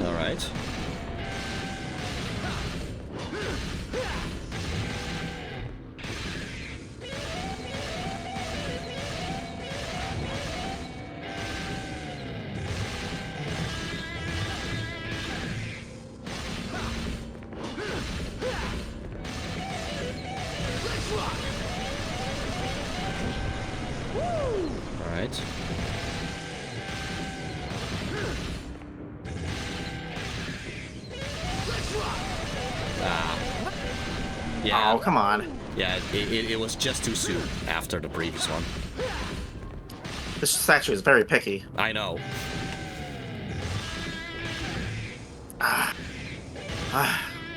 Hurts my hand doing it. Mm.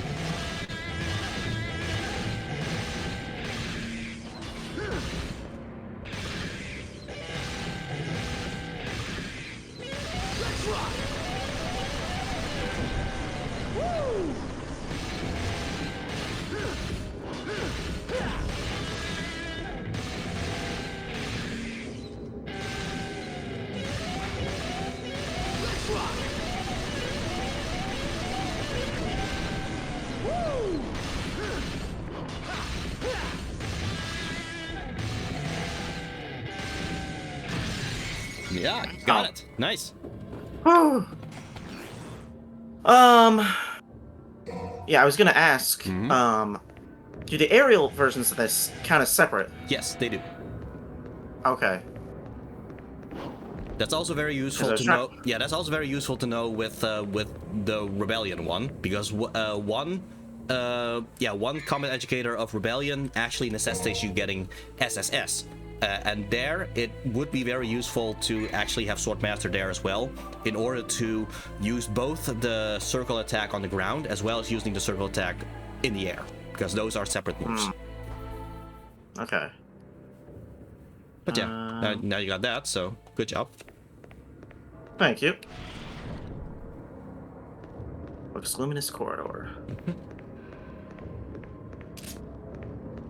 Okay, so you have equipped Quicksilver now. Yes, do keep in mind that you do need Devil Trigger runes in order to actually use Quicksilver, which is Lock On and Circle.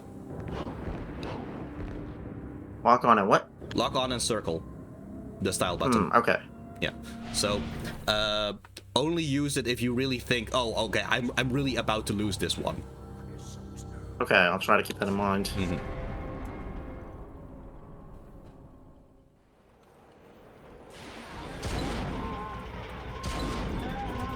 What? Oh, sheesh. Oh my gosh. Oh, wow. Come on. What are you aiming at, Dante? Oh, sheesh. Man. Wow, okay. That did not go as planned. Yeah, usually I get the first shot on that, but Yeah. I don't know. I couldn't target them for some reason.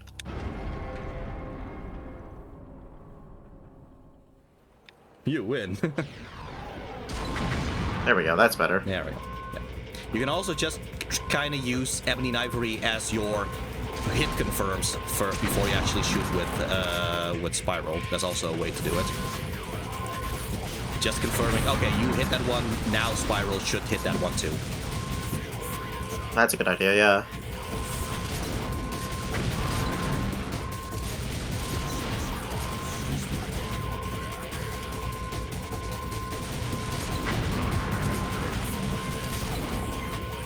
Huh. I wouldn't have got him that time.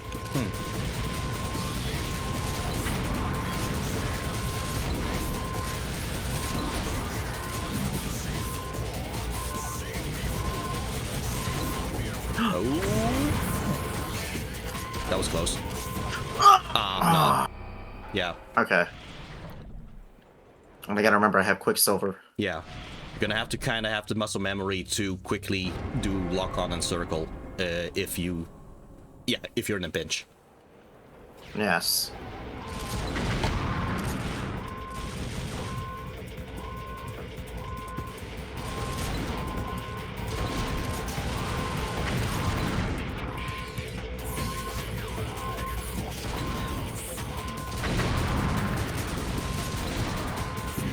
Okay, good. You got that one. Oh boy, that one is... Come on. Oh my gosh. Okay.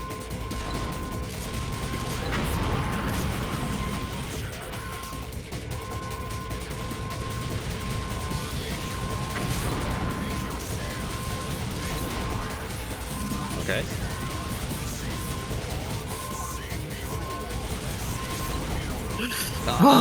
Okay, blew up on his own. Oh, nice, nice, nice. Nice. Okay. Nice. Okay. There we go. Good job. Thank you.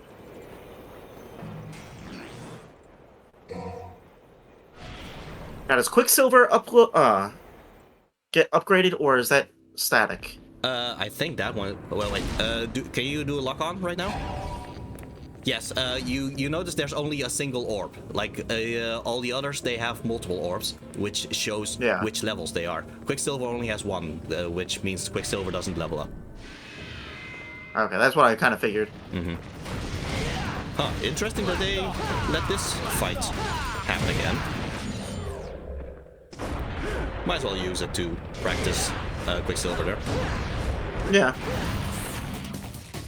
Definitely a useful ability, but I only in like certain situations I feel like, especially since you can't level it up. Yeah. Well, in a way, you do kind of level it up by buying purple orbs, because that just means you have more Devil Trigger runes. So in a way, that's kind of a upgrade to it. Yeah, that's true. I was gonna say, I wonder if that would be helpful in that jump on the enemies mission.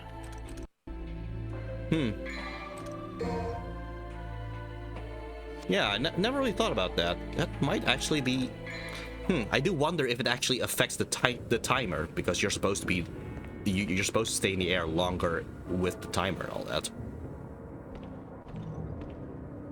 Anyway, yeah, the white one is for your Devil Trigger runes. Oh yeah, anyway, yeah, that's gonna lead to the boss battle. Okay, here's my little take on this. Virgil now has an additional weapon besides his Yamato, which means what would be the most fitting weapon for Dante to have as his backup? And what I always do is, in this fight, I will always start off with the other weapon before I switch over to the Rebellion the moment Virgil switches back to Yamato. That's how I do it. Okay, so in that case, which other weapon are you gonna pick? I think in terms of how the Devil Triggers look, like how the Devil Trigger of Virgil looks with Beowulf, that makes Dante's Cerberus Devil Trigger fit the most in terms of them looking like one another. On the other hand, Agni and Rudra do have the red and blue thing, which is a fun little nod to the whole rivalry, which that's also a good choice for having Agni and Rudra. And then there's Nevan, which is the most recent weapon Dante has, which fits because, yeah, Beowulf is Virgil's most recent weapon to have. So yeah, there is a logic to whatever secondary weapon you pick, and that's kind of how I think about it on how I canonically give Dante which weapon to use. Okay. Try hitting him to win. Try to get rid of all his health before you lose all yours. That is, yeah, fair. That is the general gist of the strategy, I guess. Yeah. I think I will do Rebellion and Cerberus. All right then.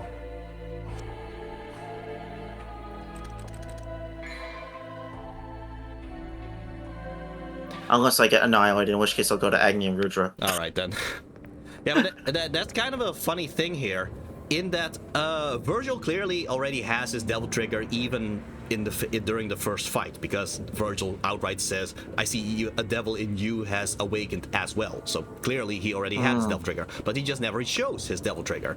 The funny thing is that the Devil Trigger that he shows in this fight is not his regular Devil Trigger, because it's the Devil Trigger of Beowulf specifically. It's only in the final fight with Virgil where he actually shows his normal Devil Trigger. So it's kind of funny how you actually see his alternate Devil Trigger before you actually see his actual Devil Trigger. Ooh, interesting. Well, let's go see it now. All right then. Offer up the Orichalcon and proceed to the sacrificial chamber. Used the Orichalcon. Or should we call it the Orichalcbalos?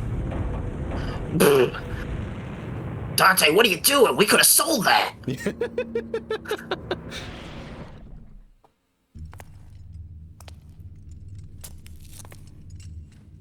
Why isn't this working? Is there something missing? Must more blood be shed? That line has been memed as well. Bad mood. Dante.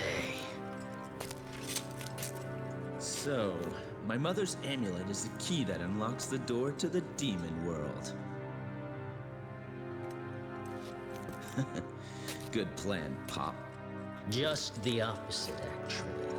Originally, it was the key to the demon world, but was given to humans as a gift. It doesn't matter to me one way or the other. More importantly, I've come all this way.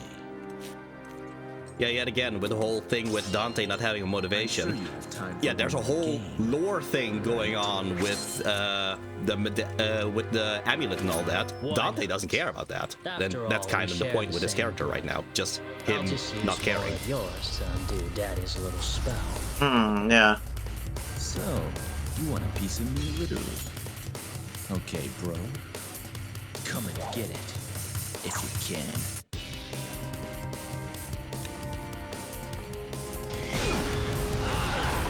Yeah, so Virgil uses Beowulf. What I always do is I will simply start with the other weapon first, just to even the odds, I guess. Yes.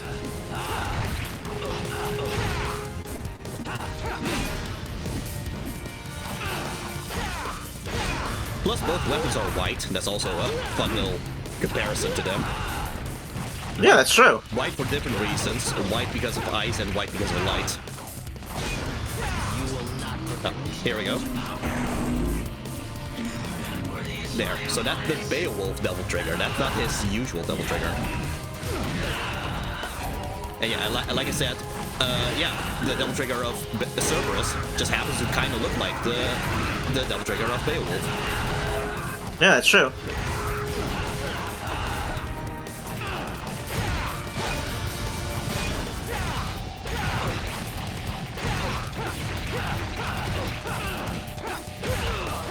Yeah, it's when Virgil is at half health, when he switches back to Yamato, and that's when I would usually switch back to Rebellion.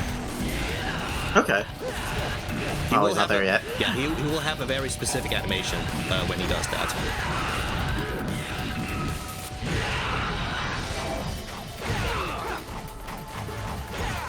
I'm glad I upgraded my travel trigger, because now we have about the same amount. Yeah.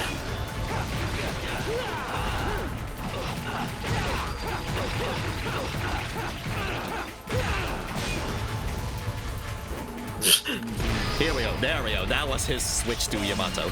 The fun little thing there is the way he switched. That's how Dante switches his weapon in Devil Cry 1. Okay. So it's kind of a funny way how Dante is kind of mimicking Virgil, apparently. A little bit.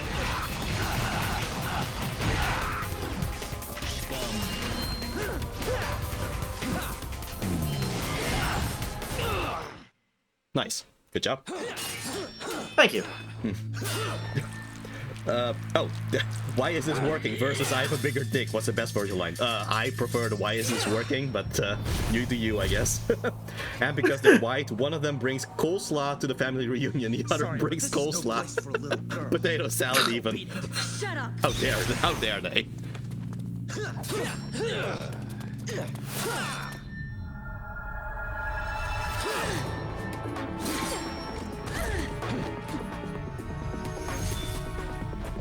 I really love that move. You forced him into this. Mm-hmm. Is that what you think? Oh. Foolish girl.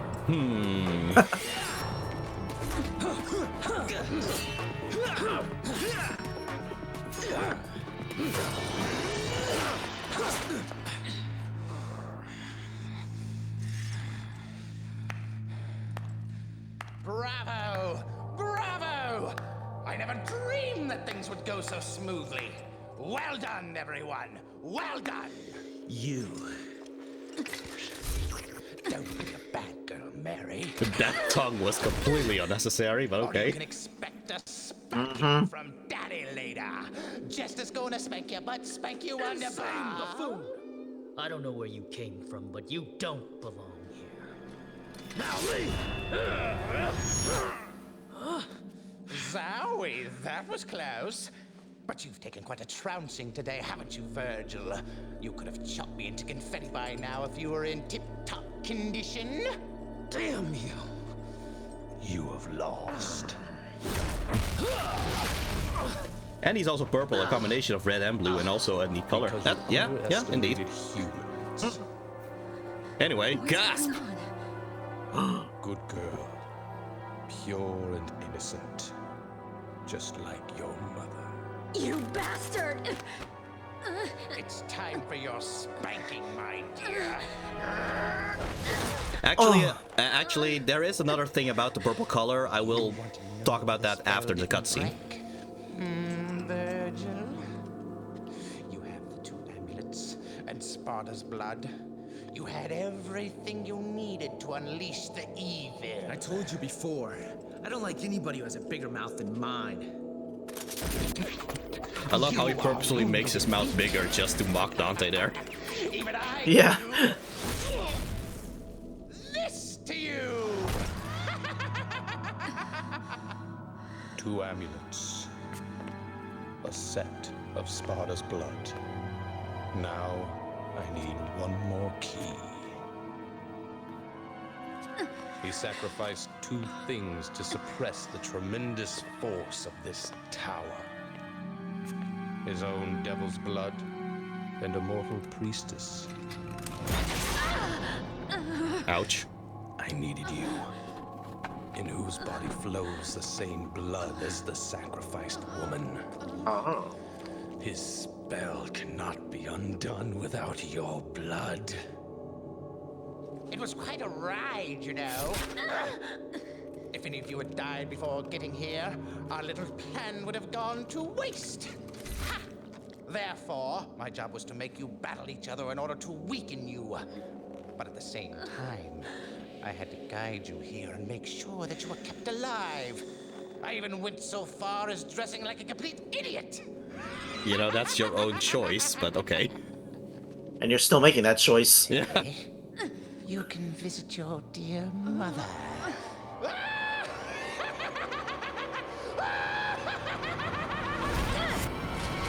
Whoa! Try me. It's time for the clown to bow out, Arkham. Dude, the show's over. Impressive. I expected nothing less from the Devil's descendants. But aren't you forgetting something, Virgil? The spell is broken. What do you think will happen next? You'll never get away with this, Jonkler.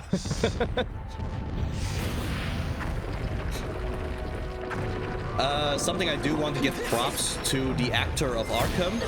He did both Arkham and Jester. That's just him doing a different voice. So that's just amazing, because at first I really thought they were two different actors that just switch one another. But no, it is the same actor, which is amazing to me. Birth of a new god. Yeah, that's a fantastic choice. I, You know, he's got good talent. Yep. power of Sparta.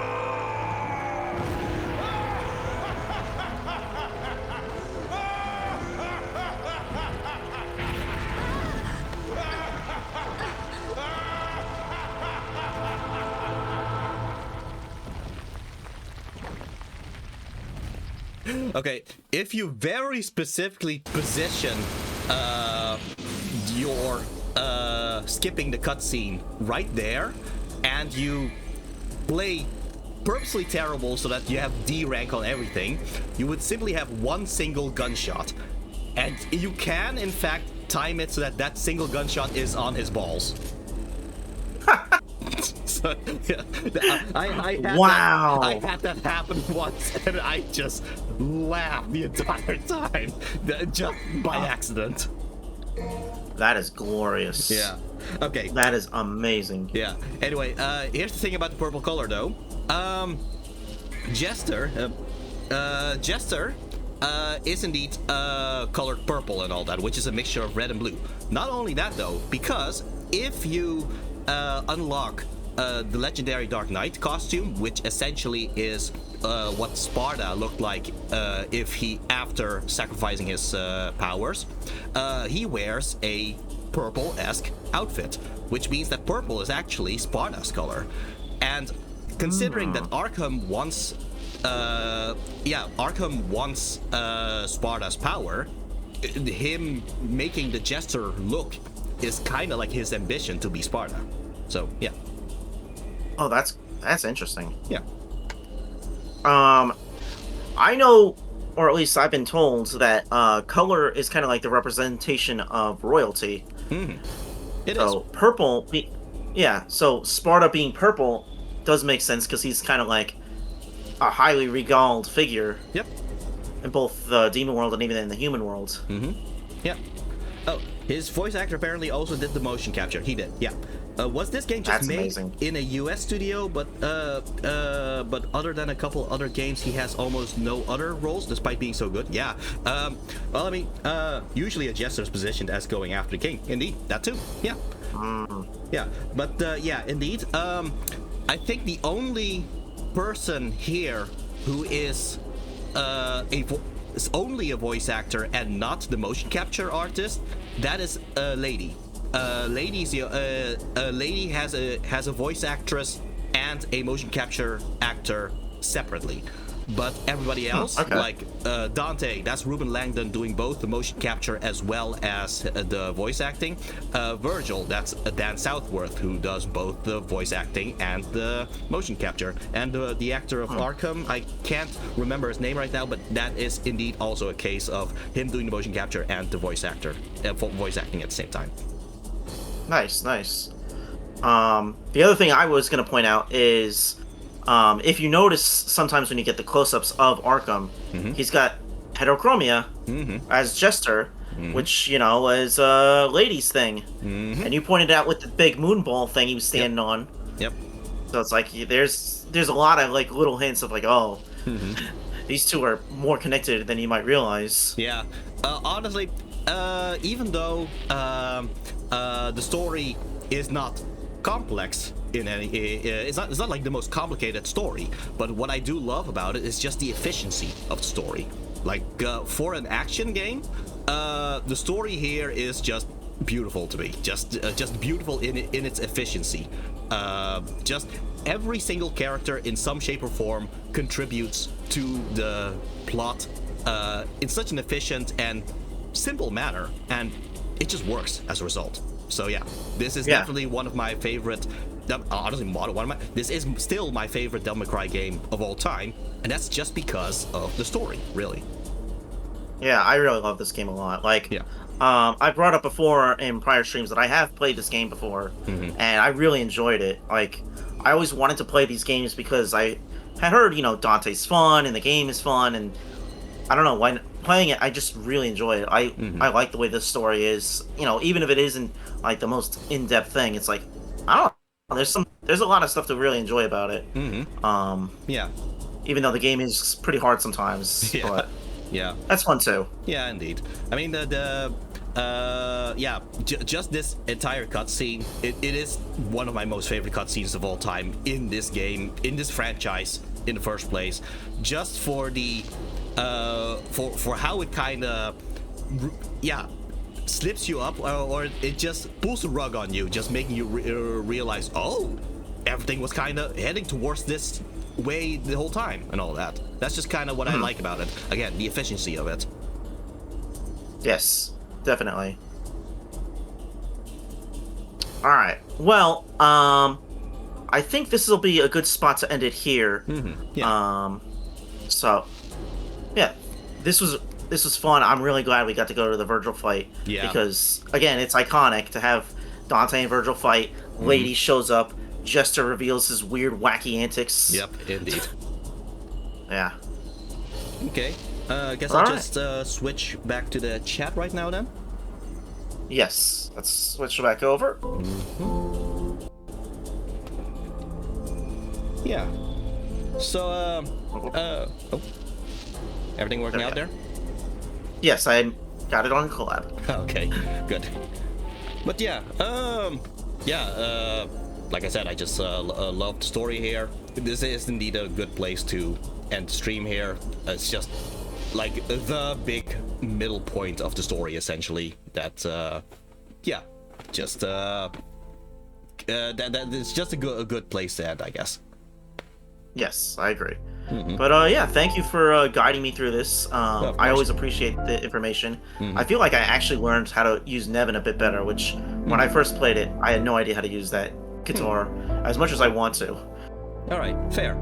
Yeah, I'm happy that helped. Also, I hope this also kind of helps you for the future for other Devil May Cry games, because hopefully just understanding how the combat system works will help you get used to all the other Devil May Cry games, because the rule set are still essentially the same.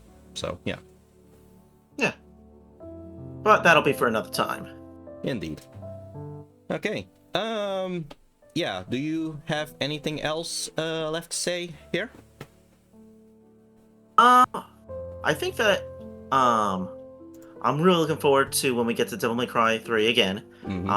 And before we do that, obviously we'll have another game trade, which will be Game Trade Red, where you'll be playing a new game since you finished Zero Mission last week. Indeed, I have. Yeah, and I might as well just reveal here that the next game coming up is in fact Mega Man Battle Network, which, yeah, this is definitely a different game that Garland here is a big fan of. Oh yes, it's very influential, you could say, for me. And I've been doing my studying in the meantime, so I can bring some interesting information once we start playing it. I think it'll be fun. Yeah, indeed. I'm looking forward to it as well. I haven't played the Mega Man Battle Network games in a long while. I know about it, I know the systems, but yeah, I'm sure you will probably have a better idea of how to actually get through them and all that. Yes. The Mega Man lore. Point at all the Legends references. Oh, and scream. Yeah, well, there were a few references, yeah, to Legends, I believe. There's at least one I know of. Mm-hmm. Yeah. We'll get there. Yeah, indeed. All right. Yeah. Anything else you wanna say before we end the stream? Like the pre-production Mega Man Legends 2 poster in Lance's room. Oh, yeah. I think that yeah. That, as far as I know, is only in a strategy guide. Really? Interesting. I guess that's something to look up too. Something to look up. Yeah. Well, we'll get to all that eventually, but I think we're all set here. Okay. Well, then I'll just end the stream with this little thing that I keep saying. I have the strategy guide. That's the only place I've seen it because he has a scarf. Interesting. Maybe send it over to Lance so he can check it out. Yeah, I'm curious. All right. But yeah, anyway, with that, I guess we'll just end the stream. Remember, if you strive to be better than your enemies, be better for your friends, and be better than yourself. Take care, and see ya. Farewell.